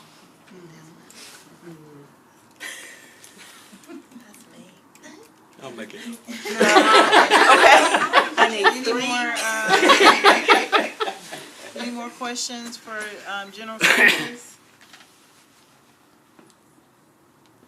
This has been really helpful. I know we're laughing and carrying on about this, but it's really, we have a lot, the departments has put in the work as far as utilizations. Our HR, now town HR has put a lot of efforts into filling these positions. I'm in interviews tomorrow. I mean, it seems like I'm in interviews now as much as I am anything, but we're starting to get them, and, you know, it's good, it's working out. I would add, while it's great that we got the funding that we did, we could find ourselves right back in the same position 3 years from now. Yes. Because if we don't have a dedicated, funding system, which is an equipment replacement program that's funded at a fixed allocation on an annual basis, you're always gonna go through that cycle. If you get up 1 year and then the rest of the years you're going down, and then all of a sudden, oh, we're gonna give you a little bit here. So there's feast and famine. Who benefits and who suffers? And I fight that a lot, being, answering the phone and saying, hey, we're getting new cars this year, mine's met the replacement criteria.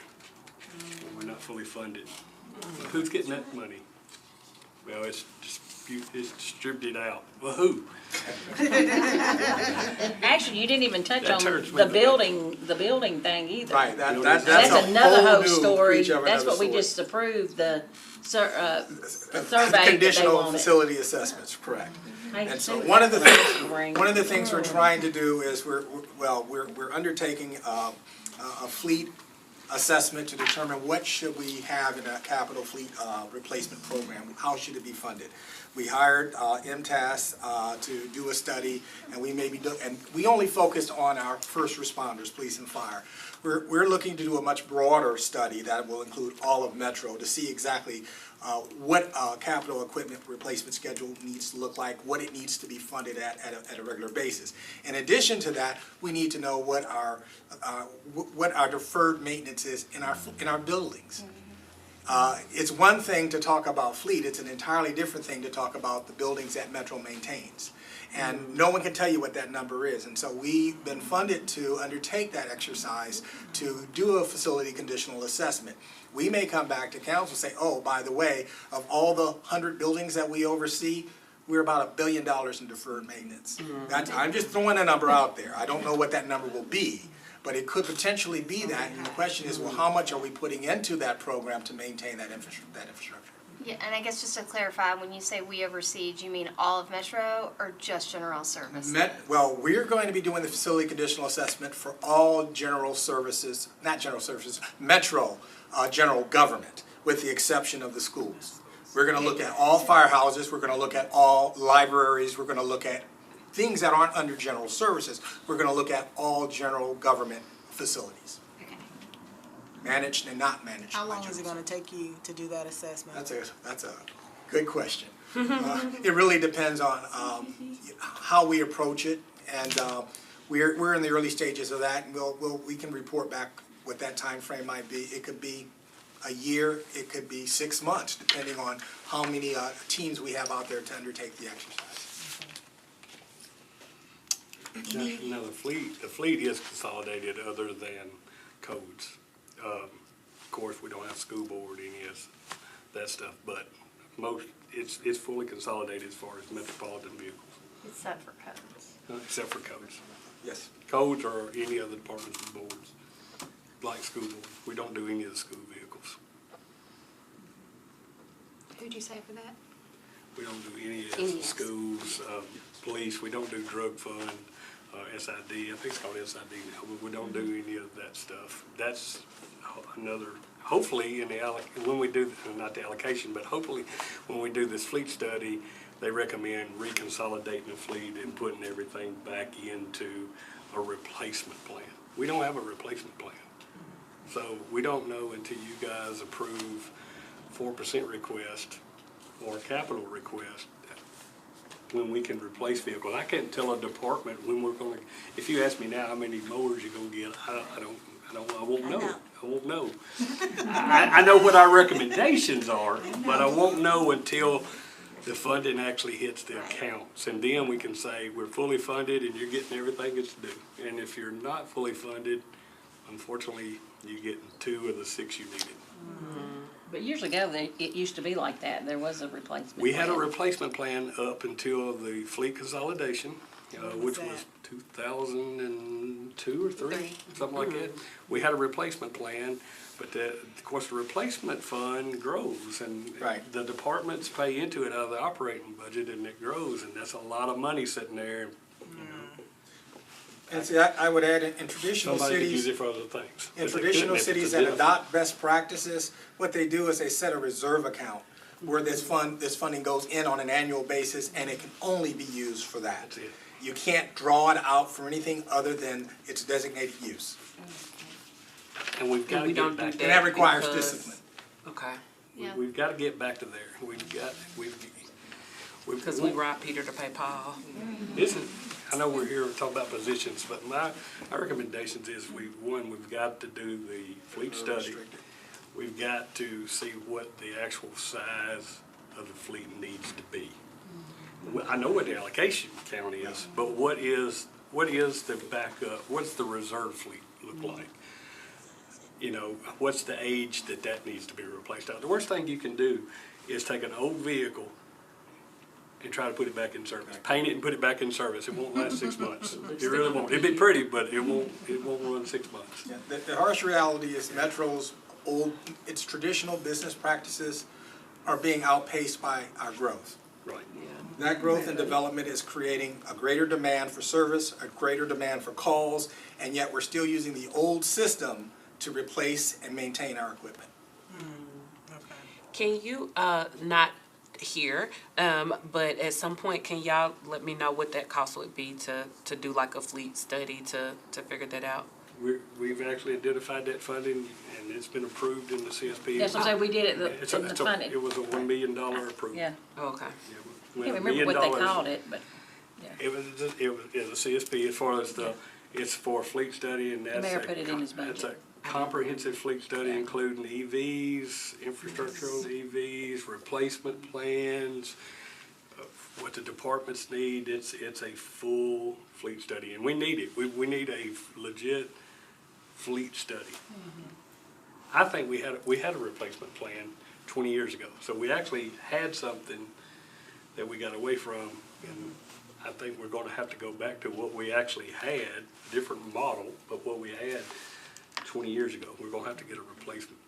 We got to order the vehicles before the vehicles meet the replacements. If you have a vehicle that's due to be replaced every 8 years, year 7, we should order that vehicle, and it should marry up with what's going in service. And to have some residual value, because when you put that vehicle on the market and you're not beyond its life cycle, then you can take that residual value and put it back into the replacement plan.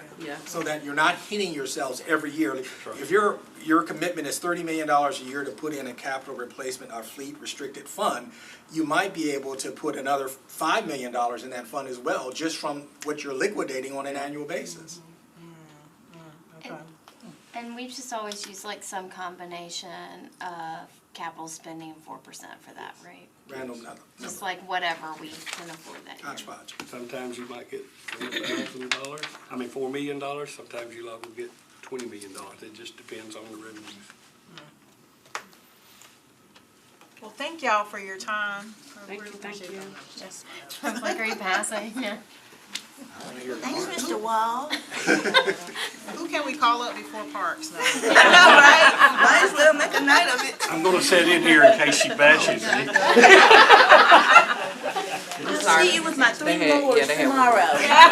And we will fix Van it. to go back to the And We'll take care of them, send them to me. That's a good throw and catch right there. Oh, then we only got Tracy Williams, Tracy Williams. Tony Stowe, All in One Landscaping. Figured you might know him. Here. He does all our mowing. I'll be 7.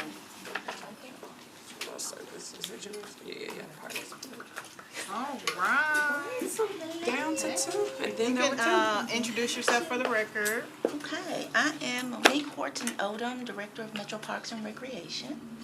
Thank you for allowing us to be here tonight. I did, we're gonna walk through the questions, you know, same song and dance as you put it before. I did review the previous video, the video of your previous meeting, and wanted to follow up on a couple of items. I know that when we were at, one of the items that we submitted for you to review this evening are 630-23 and 630-24 vacancies. And we listed those, and then on the final column, listed when those were filled, particularly in FY 630-23. On that list, you'll notice that there are a large number of recreation leader positions down there that are vacant at various FTE amounts. A lot of them are 30-hour and 19-hour, so 0.48 and 0.75. And that is one of those classifications for us that is, I won't call it high turnover, but moderately turning over. Those are the kind of entry-level folks in community centers. They do a wide variety of, you know, leading activities. They may be front desk. They may be working a reservation for that space. So that is one of those classifications that's high turnover. And I would echo most of what my peer department colleagues said here this evening about challenges with hiring coming out of COVID and in FY23, and then with, you know, coming out of a hiring freeze. I think we were holding some positions during the hiring freeze, and then once you let them go, I mean, it's not like you can fill them overnight given the labor market. Then I think in FY23 and 24, we got some positions. So I think one year we got 38 positions. The next year we got maybe 40 something. You have been very, very kind to us. Thank you so much. One of the things that I would like to say, I'll address something else about the position. You all asked, and you said this is a safe space, so I'm going to say this. No. I know we're on TV too, but I'm telling the truth. It's still safe. And you asked about, and you talked about this in your last meeting, about you know, salary savings, and I appreciate you all looking at that and the expectation for departments to be transparent. We absolutely are. But looking at maybe reallocating positions and then below the line. So personnel cost positions and then non-personnel expenses. I would say, I'm going to say, we need both. Mm-hmm. We need both. One of the things that departments do need is the flexibility to navigate money the way that you need it. Now, we certainly do talk to finance before we do that, and then FY23 and 24, we also talk to the mayor's office. They want our mid-year budget review, so we have those meetings, and we talk about, you know, we could potentially have salary savings if there are one-time costs that you can use those fund monies for. Okay, go ahead and do that, and we did that. But one of the things that you all talked about at your last meeting, another department, we were talking about how large their budget was, and then their non-personnel budget was small.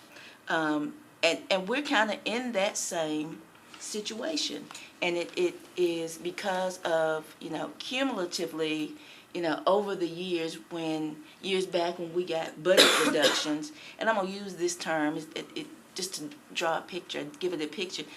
Once you have a budget reduction, you're not made whole.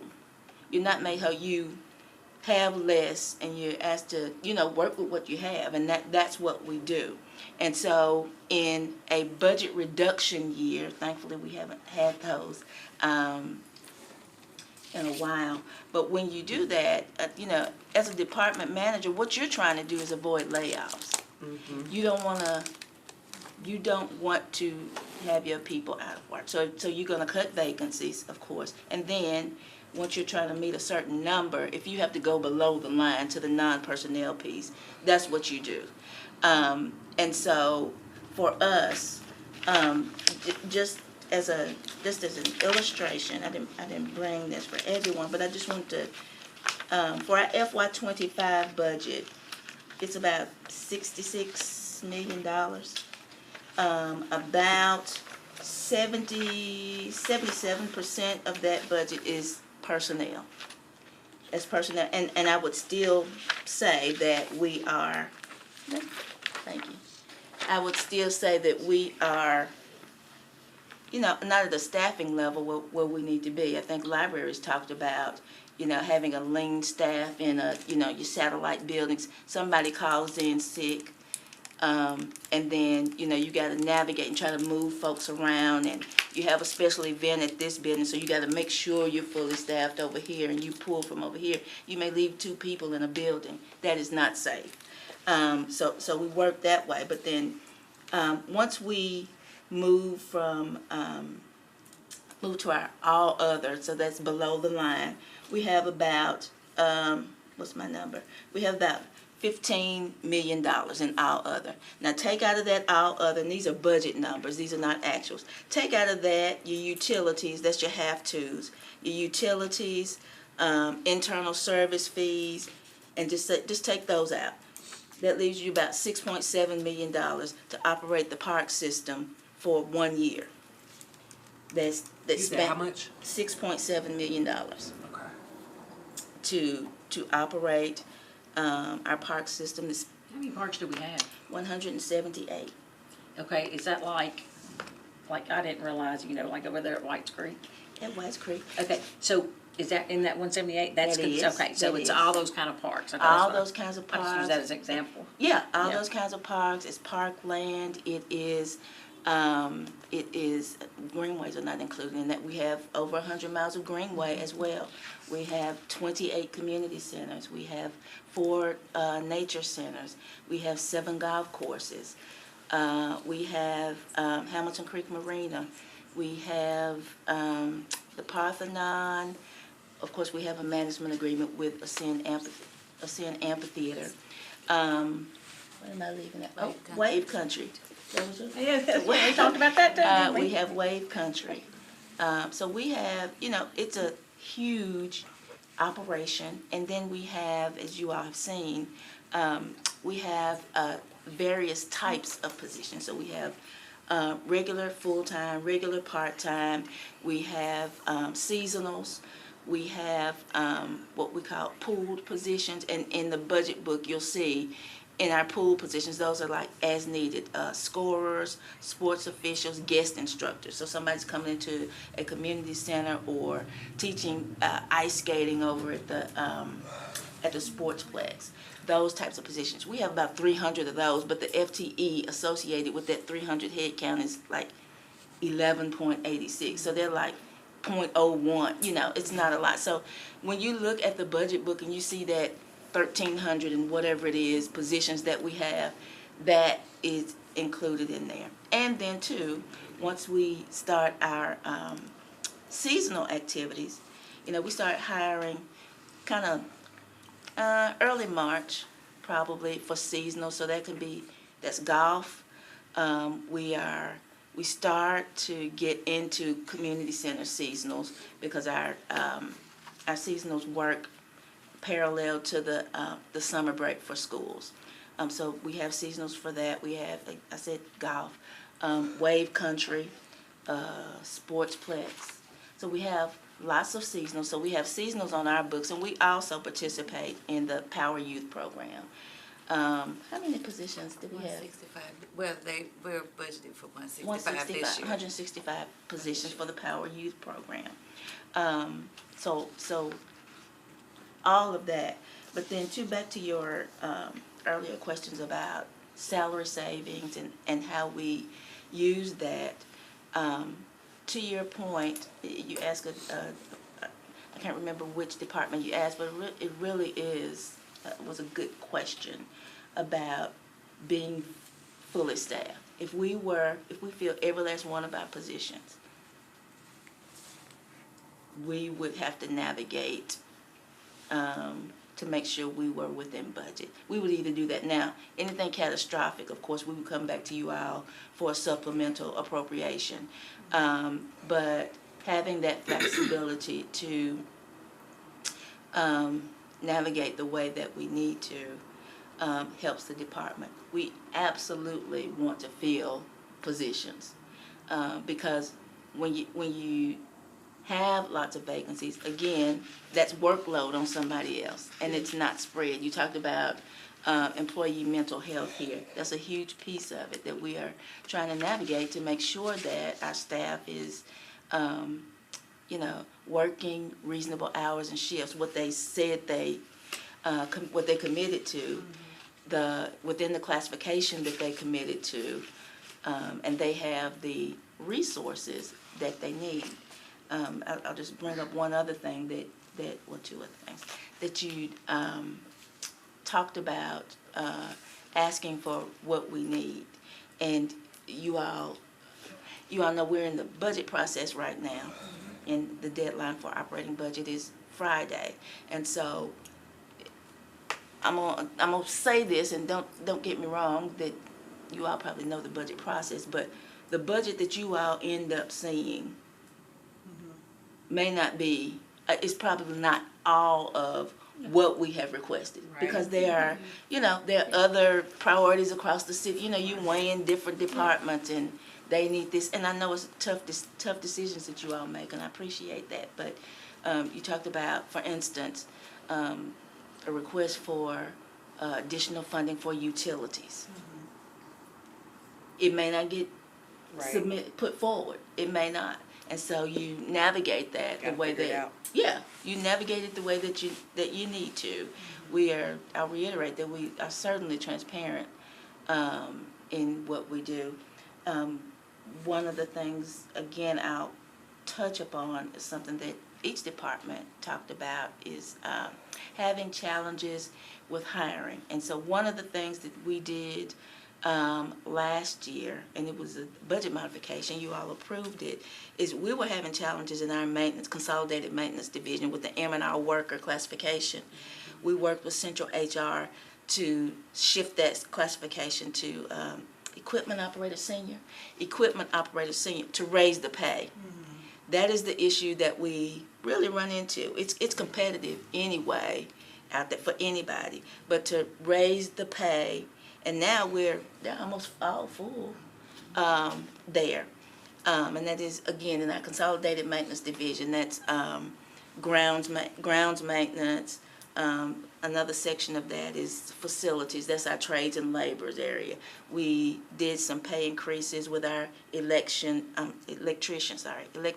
and I think plumber, some of those. Then we have the landscaping section.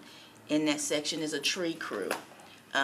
We have one tree crew for the entire city. We will request another one in this budget.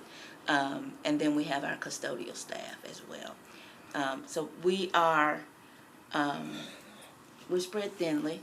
I mean, we're lean like everyone else, though I know you see that large salary savings. But I will say, being able to use that funding for small capital or maintenance and repair, it will allow other dollars to go further, like in deferred maintenance. And I just want to share this with you all. I shared this with the parks, and we shared it with the parks and take one and pass it. Parks and library, I can't remember the name of the committee, but that committee. This was what I was just going to ask. This is like the report, like they did for the fleet and stuff? That's deferred maintenance. And at the end number on the very back, it's about $139 million. So it's on each page, it's divided, it's separated. Oh, maybe you have an extra. Thank you. So on that front page, that's paving, and that is both road paving and sports courts. So basketball and tennis and pickleball. Roofing, athletic fields, then you building mechanicals, greenway bridges and boardwalks, et cetera. You'll see all that in there. So we have conditions on those. We are currently doing a buildings condition assessment for all of our buildings. We have about half of those done, and they will be included in the Parks and Greenways Master Plan update. So anyway, I'll answer your questions now.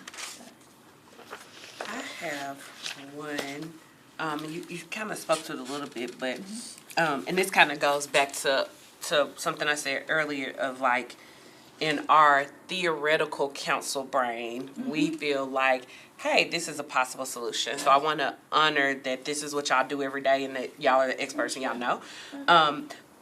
But like, why not for like some of the seasonal jobs, like combine some seasonal jobs to make it a year-round position, or maybe combining some of those responsibilities to like increase the pay to help recruit and retain people to fill some of those vacancies? So one of the things that you need, because you need the bodies, you need the bodies, and if they're only going to be there for a short period of time, you'd rather have more people and you only have that expense for a part of the year. And then two, once you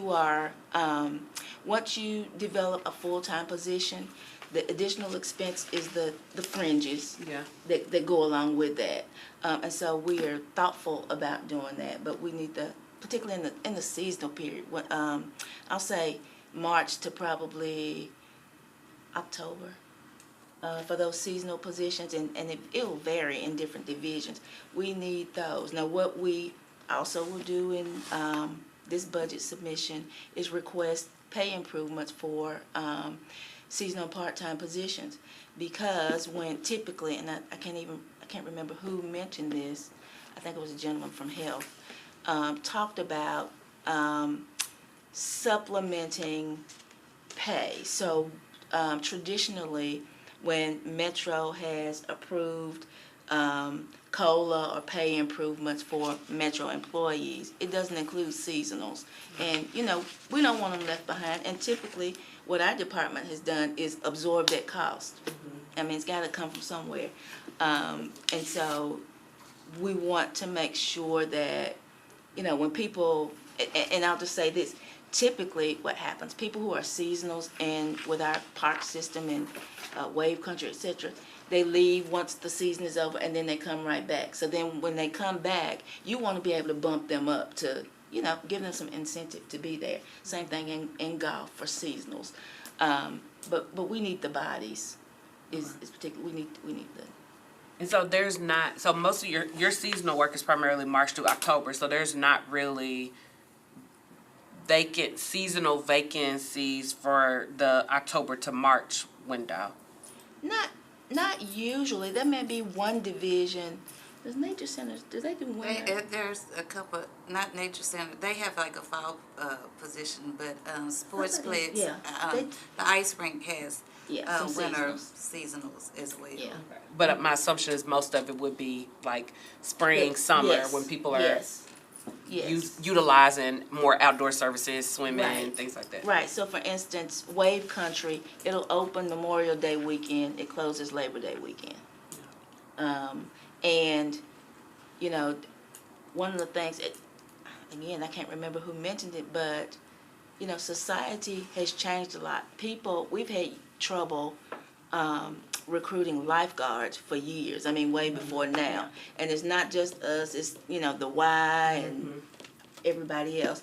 Years ago, I guess, and I'm going to date myself, when I was younger, that's something you wanted to do. It was a job, it was good. But you're in competition now with McDonald's or Dillard's or somewhere where you're inside cool or you don't have as much responsibility.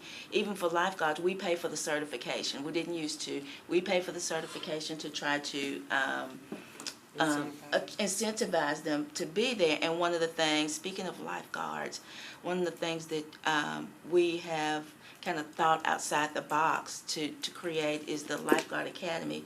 It's at Napier Community Center. And it is, it's a training program. Folks from the neighborhood can, who are interested, young people or whomever, come get trained to be a lifeguard, and they get a stipend. It's a 10-week training. They get a stipend, and what we're trying to do is build a pipeline for people interested in lifeguarding, or if you determine that you don't want to be a lifeguard, what other careers in parks and recreation would you like? I mean, and even if you don't stay in parks, that's a good entry into Metro. Just so you know, like Goulitsville opened up Pleasant Green 2 years ago. And we couldn't have, we were like, we're not gonna be open, we can't find lifeguards. So what we did, we got with Davidson Academy, and we partnered with them, and they gave them one of their elected credits to go through the whole class and get their lifeguard certificate. If not, we wouldn't been able to find no lifeguards. And I know that a lot of pools struggle because lifeguards might be college kids and they have to be back in school in August, but you're really open until Labor Day, so are you able to hire them for part of that time, or how do you kind of close that? Or are they just not eligible for the job because they can't go till Labor Day? I mean, they can, if we get some that can stay, we keep those pools open and operational, but then a lot of the times what you'll see is, okay, we don't have lifeguards with it, we have to shift the hours. And it's, and what we try to do is adjust the hours to times when it's peak activity. It's a shame that, we have to do that sometimes. We even have to do that sometimes at the Sportsplex. But yeah, if we have candidates or employees that are able to work beyond, then we certainly will keep them on. And who did you say you were partnering with? I didn't catch it with the stipend. Oh, it was it's called the Lifeguard Academy. It was actually a story on News Channel 5, I think last year. I'll send it to y'all. I'll send you the clip. And it's run by Metro Parks. How many pools is there in Metro Parks?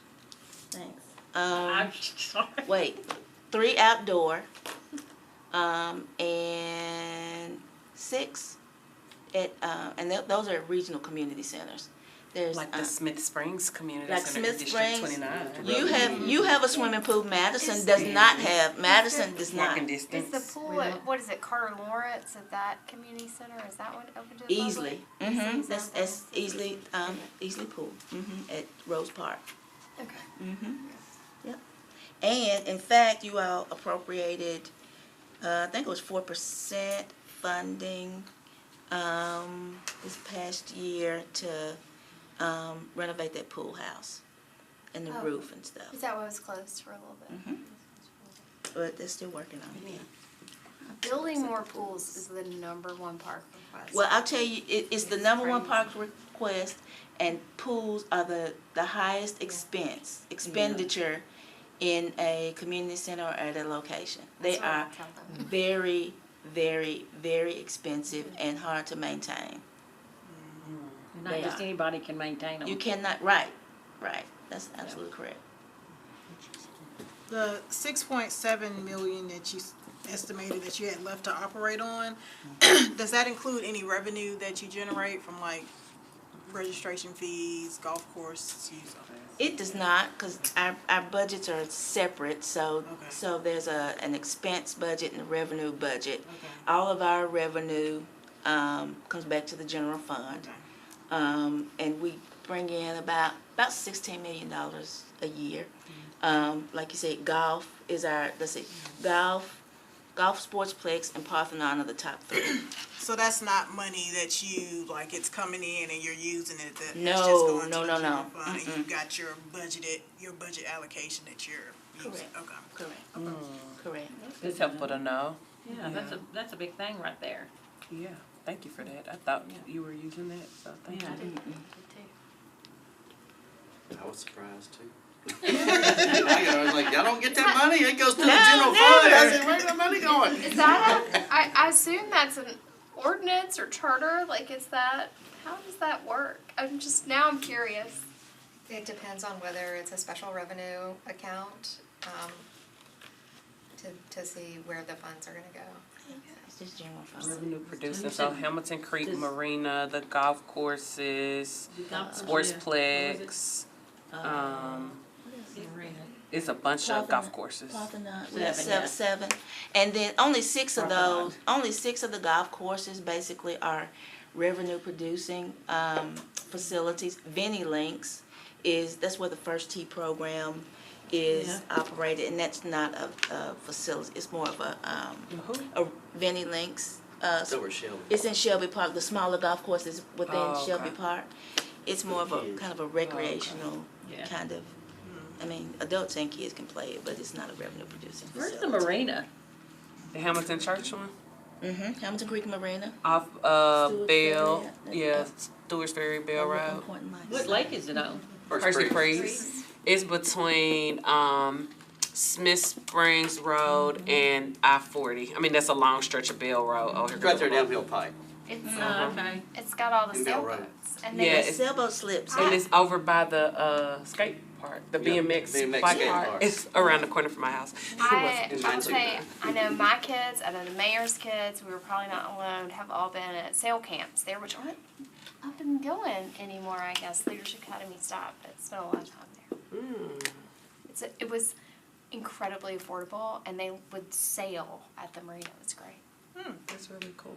And a lot, what you mentioned, I think we had an operator, a permit holder, helping with that, and that's a lot of what we do. Quite frankly, excuse me, for a lot of the activities, from nature camps. Some of them, we operate nature camps, sailboating, paddling, outdoor recreation types of activities.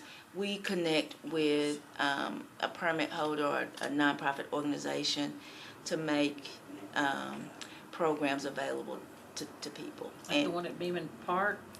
Like the one at Beeman. Do they have an operator, or do y'all oversee that? There's an operator. So there's an operator for one, and then we do a kind of a smaller one too. At Beeman and Bell's Bend. Oh, okay. There's also a row club out there that has camps for kids too. John Summers, y'all know John? They used to be a council member. That's with neighbor to neighbor. He operates something out there. Oh yeah.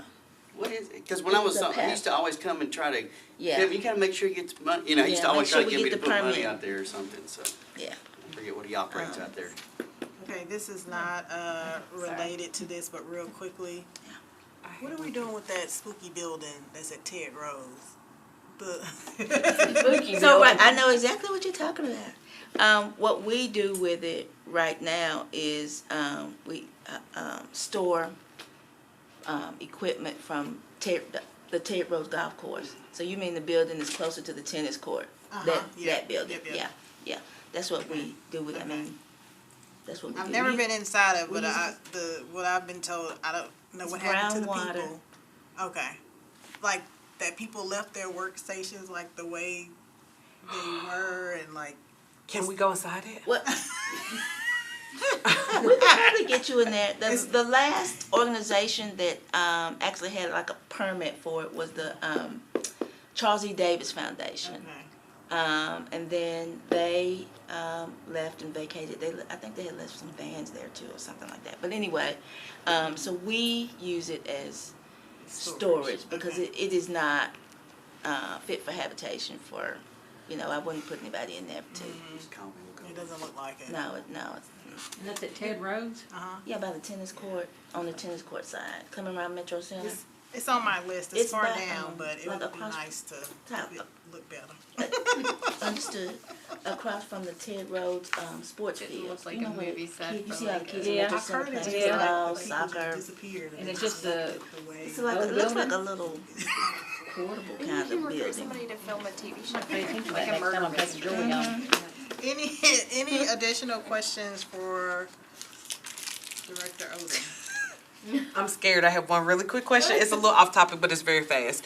Have y'all thought about, or do y'all even have the capacity to do, like out there on the lake, there's a, like, I think Papa Turney's, like there's like a restaurant or two that is like on the lake, like a marina type restaurant. Does Parks have any ability, or Metro period, but I think Parks may be the ones that know the best. Like, do we have the ability to do some type of like lakefront dining option as a revenue source? So I would say we don't have the capacity to do that. One of the things, something's kind of similar, we have some models where, like down on Riverfront Park, at the dock down here, we have a third party who runs that pontoon saloon and all that. Yeah. They have a permit. We would work with probably do a contract. We probably do an RFP for that, or have a permit holder. Because a lot of times we own the space or the land, and an operator wants to come in and sees it as a business opportunity, and we would certainly work out a revenue split and all that kind of thing. So I'm not a district person anymore, but I would love some type of eatery on like Percy Priest Lake, because it's a That was my district. Thank you, Director Odom. thank you all. We appreciate you. Thank you. That's core property. Yeah. That Landon got from a long time ago. Sir Cantrell. Well, I said Hermitage Thank you Landing. so much for your patience. Everybody's doing so well, now I'm super nervous. Officer, if I walk out on you, it is not personal. I'm like furiously negotiating who's gonna get into my house to take care of my kids by a certain time. You remember So I believe that's what I'm Lemon or Cooper came in, they were trying to get the So my husband's had 4 back surgeries get in the forward last to the month. Bye, y'all. Thank you. Thank y'all so much. See y'all later. Thank y'all. Between December 19th and January 24th, he was home all of like 7 days. Oh, Lord. So he's taking care of the kids. Yeah.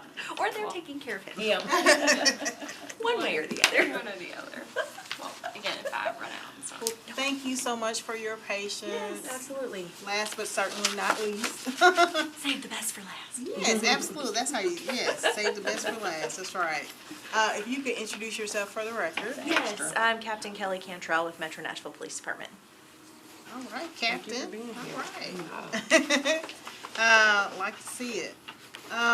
So you've heard everybody for the last 2.5 hours. So you know the drill. We're going to talk about vacancies and get some background on why that is, and then dig into salary savings and how MNPD uses salary savings. So looking at fiscal year 23, 299 vacancies. And I know there's an explanation for that. And then fiscal year 24 says 263. If you could go into detail and explain to us. Yes. And one clarifying question too, because up top it says 302.35 vacancies, and then right below it says 299.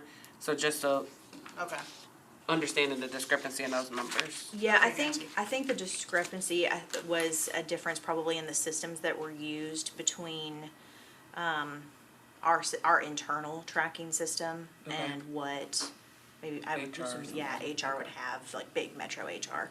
So the big thing to notice, and this is kind of relevant with both fiscal years, is that we have our overall vacancies, which would include sworn and civilian positions, but do not reflect necessarily all of the positions currently filled within the department, because it doesn't account for our police officer trainees or our PO1s on the street continuing their training. So that's where you'll see that additional 139 of that includes the Training Academy enrollees. So for fiscal year 23, we actually had 160 vacancies. And then for fiscal year 24, we actually had 141 vacancies. And obviously that flexes depending on how many people are going into the academy and graduating out onto the street. And tell me, or tell us about the positions that are included in those vacancies, those sworn officer positions? Yes, so those would be our sworn officer positions, as well as any vacancies that are reflected in supervisory positions, which obviously then, similar to what other departments have explained, we promote from within. So filling one vacancy creates another vacancy with the position below This it. was insane. And then our civilian vacancies, a majority of those vacancies are actually gonna be within our crossing guards, our school crossing guards. So, Do we have it says it's to see Excel, but I don't see attached Excel document, but it was sent in the original email. I don't have a printed copy of it. There were Excel sheets. I think they're out in library. Well, we did get a lot of library Excel sheets, maybe Yeah. one of them. There were only two, there were two, and they There's one were on the SharePoint. Okay. Yeah, there's one of the small. SharePoint. It's all good. I was okay. That's why I was looking at This is the. library too. It had library on top, but it was like this, and that doesn't match. I have it pulled up on my phone. So they looked like this. Okay. So it was a small spreadsheet, but it just broke down what the civilian and sworn vacancy positions were, and then gave the numbers at the bottom. Okay. Thanks. Yeah. I'll look it I up on the Would anybody else SharePoint. like to see what it looked like? So you can zoom in or move around if you need to, but it gave the list of where the vacancies were. And there was two tabs for FY '23 and '24, and then just broke down the numbers on those. Okay. As well as the salary breakdowns on average. So are these, civilian, okay. Yes, so majority of them were, School crossing majority of the guards, categories are civilian. Okay. It is, that's And it. then of the civilian positions, the largest chunk is the school crossing guards. Yes. That's 54. For that year, which we're actually, currently, we've made huge improvements in that. Currently, we're only at 18 vacancies for crossing guards. For crossing guards, okay. Yeah. And then your sworn is a big officer. We still had them, cause I don't ever see any. We just got a second one at MLK, I appreciate that. terrible? Yeah. 'Cause it's pandemonium over there. Jolton don't have one. Drop off. Elementary? I've never seen them. But you Most don't elementaries don't don't automatically get one, cause my kids. That's probably yeah, some of the vacancies. You gotta apply. They don't automatically give you one. Yeah. They do like, isn't there like some type of Some assessment people reached out to me and said, see- why don't we I have would crossing say guards? Don't we have to These apply? are all assumptions, but I would assume that because we're not fully staffed for school crossing guards, that it's determined based on the highest The need highest and need, doled out okay. from there. Gotcha, gotcha. Which obviously, now you can you get have one up less, there. you have less potential for pedestrian traffic Yeah. and less congestion for vehicle traffic up in Jolton than you probably would. yeah. Like Fuck it, we're Waverly not gonna get one Belmont out has there. one, I've got a photo on my computer. Yeah. Yeah, like if you drive around to some of the more urban schools where like you see Yeah. people walking, you'll see them there. Yes, yeah, you'll see them a lot more. Have you found that when I was in the school system, I remember some of the conversations around the crossing guards were that sometimes it was hard to fill the position because it's like a gap in the day, similar to bus drivers. Yes. You're working first thing in the morning, you have this big gap in the day, and then you're working first thing in the afternoon. So maybe like a retired grandmother who only wants to work a little bit of time, that may be perfect for her. Yes. But then for like other people who actually might want to work Yes. longer, that was Yes. like a hard thing to kind of feel. Are y'all still seeing that? I would say that based off of the closing of this gap, that has significantly improved, and I want to say, Pay went up too. yes, I want to say that that's what helped. But yeah, I think that is still probably a hurdle that they have to overcome, is that gap in the day. Yeah, because that's a significant improvement from 51 vacancies to 19 vacancies. So Yes, and that's so, and obviously the gap was lessened in 24 from 23, but then it was a huge jump, I think, to current. So. Talk a little bit about officer vacancies. I don't know was the first tab 23? Yes. Okay, and so what was the officer vacancy for 24? So for 24, we went down to 260, system reflects 263 vacancies from 299. But accounting for the trainees and the police officer 1 positions, it would be 141 vacancies. Okay. So from 160 down to 141. Here's the Excel. And we also, every year, at least currently, we're running 8 academy classes, 4 basic classes, and then 4 lateral classes, which would be current police officers employed somewhere else that are already post-certified would put in and then do that transfer. So some would even be SRO specific, or, you know, just other transfers from other areas of the country. So New York, California, New Jersey, places like that. How many officers do you lose from retirement, resignation? I don't have that specific number in front of me. I could get that for you if you wanted. Attrition, I think with everybody, got pretty bad during COVID. And especially on the police department, the high demand, we had the tornado hit, and then we rolled right into all of the COVID requirements that were put on us. And so a lot of people who were retirement eligible and had been for a while were just exhausted, and there was no end in sight to the mandatory 12-hour shifts 7 days a week, and they just were like, it's not worth it anymore. So it's significantly improved. As you can see, we've been closing the gap as opposed to it increasing, which we were seeing increasing, and now thankfully we're seeing huge decreases in that in those vacancies. Okay. And when we're talking about the police officer vacancies too, the big thing to remember is, in order for us to hire for the position, we have to have the vacancy. Well, it takes a year for the hiring process. From a candidate coming and beginning the testing to actually starting the training academy can be a whole calendar year.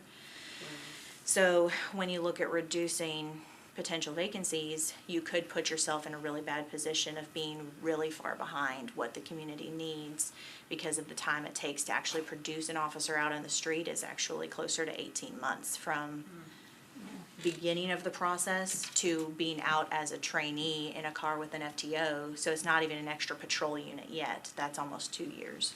What's a FTO? Field training officer.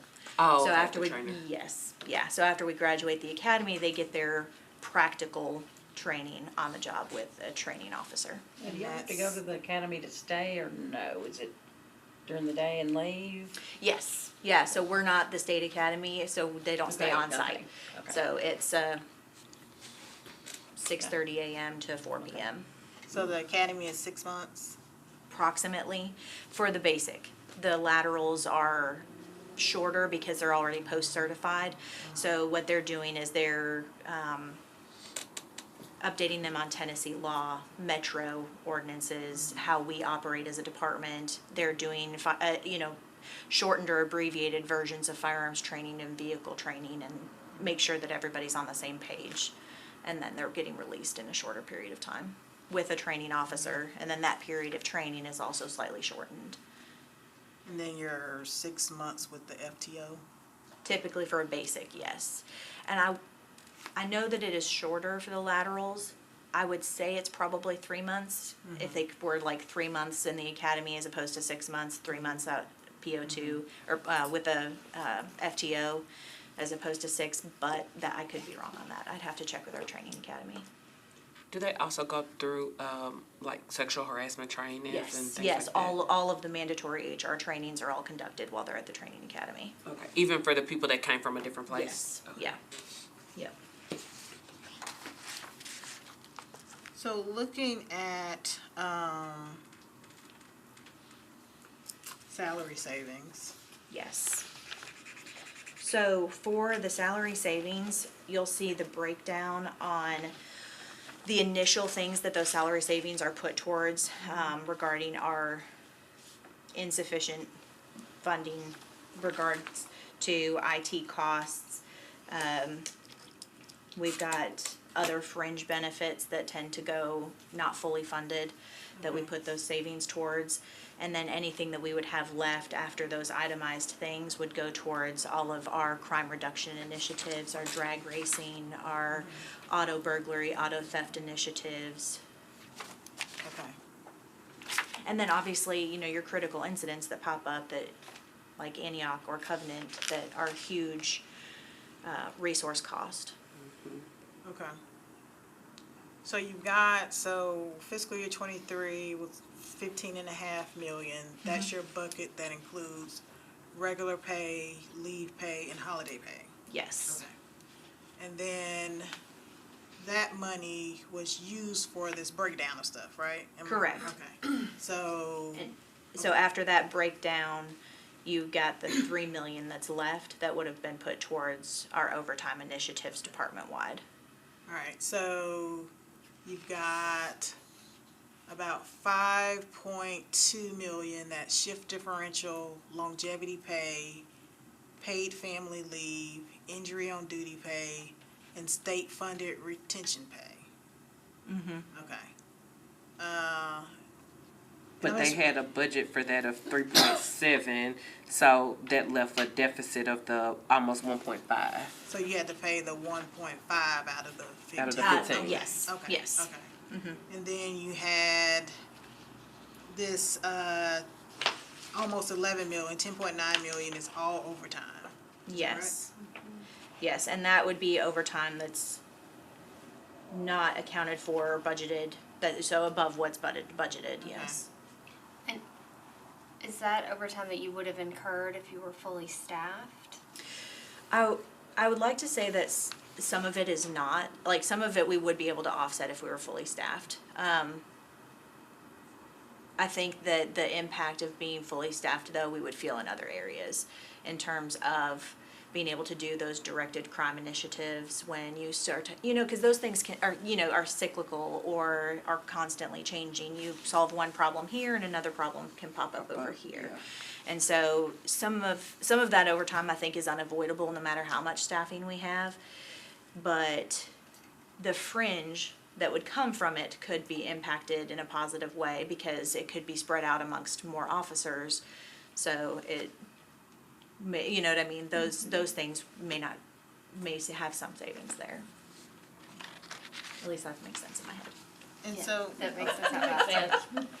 All right, so it's saying your actual salary savings was the $3 million. Yes. Now turning the page, this breakdown of things, is that the $3 million? Yes. Okay.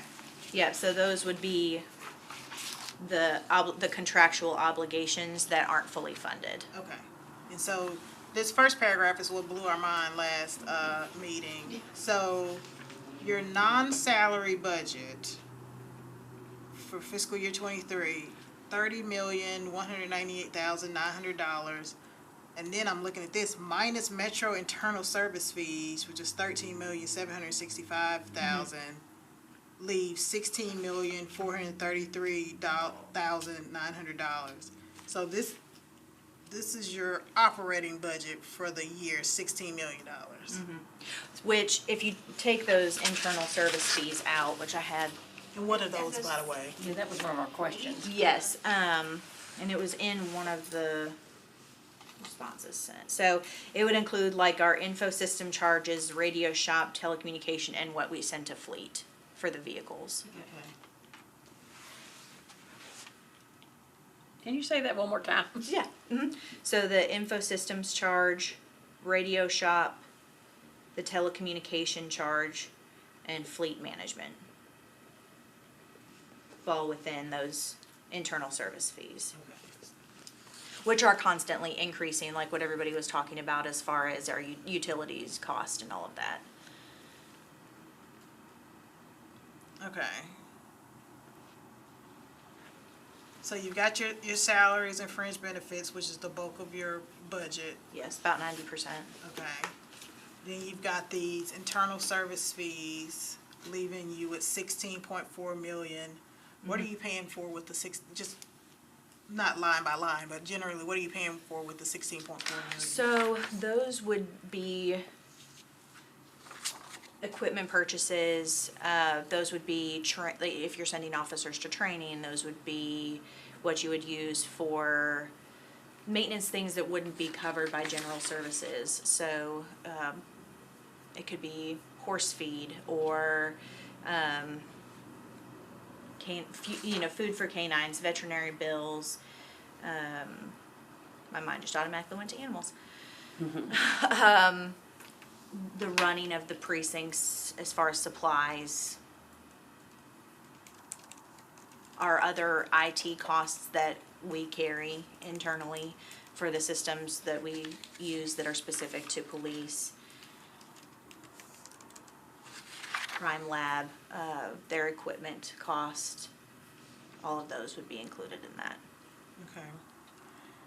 And the contractual obligations that were underfunded, like how is that possible? Because I would think it's a contract, we know upfront how much that is. Why wouldn't that be budgeted upfront? So some examples of those, the contracts have increases every year, and then those increases don't get funded separately or in addition to with the requests that we would make. Those just may not be chosen to be funded for that year. So we absorb those costs internally. The difference between the cost of the contract for the TASER 7 or the TASER 10. The TASER 10 contract was approved but wasn't funded, so we absorbed the difference between those contract obligations. Or a good example to me would be like, this may be a stupid example, like a copy machine, because you have your contract, but then it's based on how much paper you use.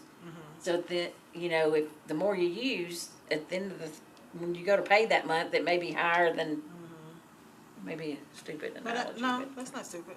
My thought though is we've signed this contract, so we have to comply to the terms of the contract.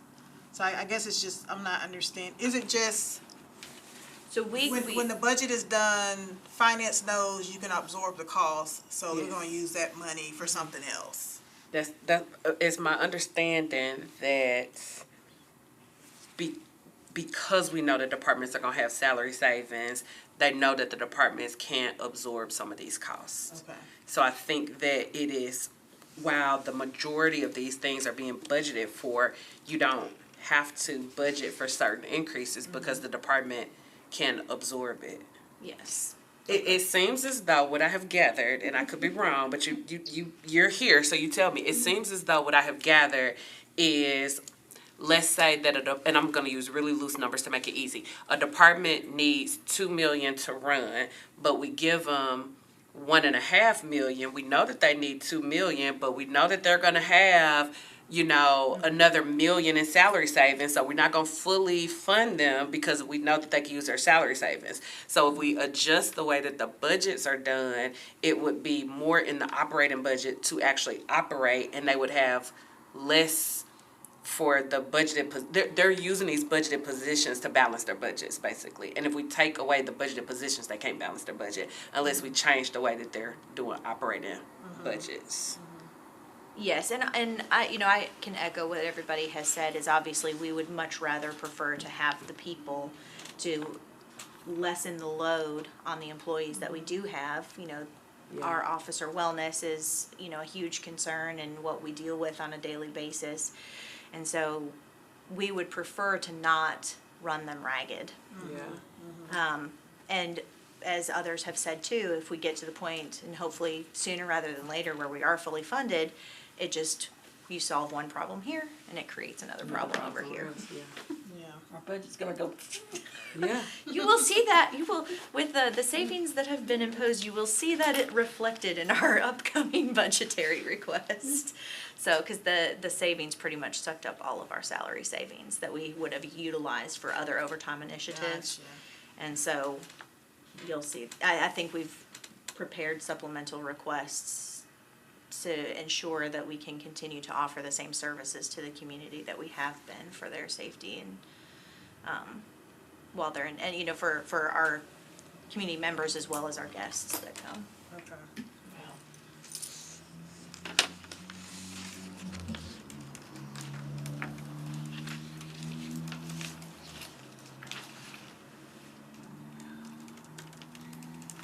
Any additional questions?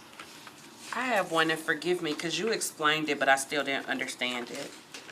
So, in one place, we have like the 15 million, and I understand how we got down to 3 million, but then on the back, where's the 16 million coming from? It's 30 minus 13. I get where the 13 is coming from.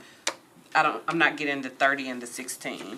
So the 30 is what's left after our actual salary within the police department, so about 90% of our budget is salary. Oh, okay. So that's our entire salary budget. The 30 is approximately Is what's left for, after salary for and non-salary. I gotcha. Yes, for non-salary operating. And then after you take out the fees, that's leaving you with Yes. 16. Yes, And correct. then this is another almost 3 million of like underfunded contractual agreements that are coming out of that 16, which Yes. brings you down to 13. Right. Okay. And they use the salary savings to make up the difference, Okay. the 3 million they had left. And we work very closely on a regular basis with Metro Finance in regards to how we're using those funds and keep them informed on what our needs are. Wait, is that not a different 3 million? Because on here, it's the 15, and then it's about 12.5 in expenses, which left them with 3 million. So Yes. the FY 23 salary savings were reduced to 3 million. But then are you saying that 3 million is then used for Yeah. this 3 million? Yes, that was my understanding. I mean, they would essentially zero each other out. Uh-huh. Typically, we use our salary savings for salary-related items like overtime. Uh-huh. But you could say that one cancels the other out. Yeah, because it's my understanding, so they started off with 15 and a half. How we would actually do the budgets, I'm sorry, I You're didn't. fine. How we would actually do the budgets, we would choose to put our salary savings towards our overtime and absorb those insufficiencies within our non-salary budget first. Gotcha. So if there were then a need to use for salary savings for a non-salary, we Gotcha. would consult with Metro Finance prior Okay. to doing so. Gotcha, okay. I'm with it now, okay.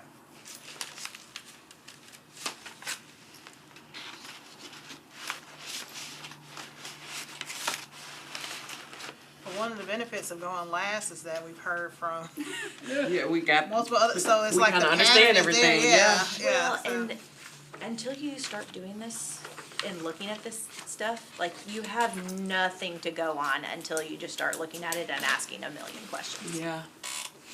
So, Because I feel like we've gone down a rabbit hole, and I Yeah. don't feel like we have a good solution. Because more money. I mean, that's always the solution, right? Everybody will be happy with more money. Especially, Me I and mean, Elise are gonna everybody build loves a it. restaurant on the lake. exactly, That's then we what we're can get gonna some do. money that way. Thank you, More money, Captain revenue. Cantrell. Yes, Really absolutely. appreciate your time, Yeah. thank you for Oh, sticking I around. know, right? I was My thinking friends it on too. Anchor High, trust appreciate me, I that you know. guys are doing what you can to Yeah, do the best for everyone yeah. involved, so. It's hard. So, I just wanted sidewalks. It's really, never mind, it's a whole other thing.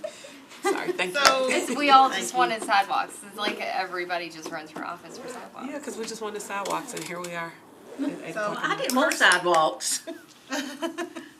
So Sorry. I would say personally, I need time to absorb all this information. That's a that we lot. receive, Same. to determine, to come up with some suggestions on what we can do with the information that we receive. So I definitely think we need at least one more meeting, so that we can put our thoughts together and at a minimum, put a report together that can be presented to Budget and Finance, Committee on what our findings are, and then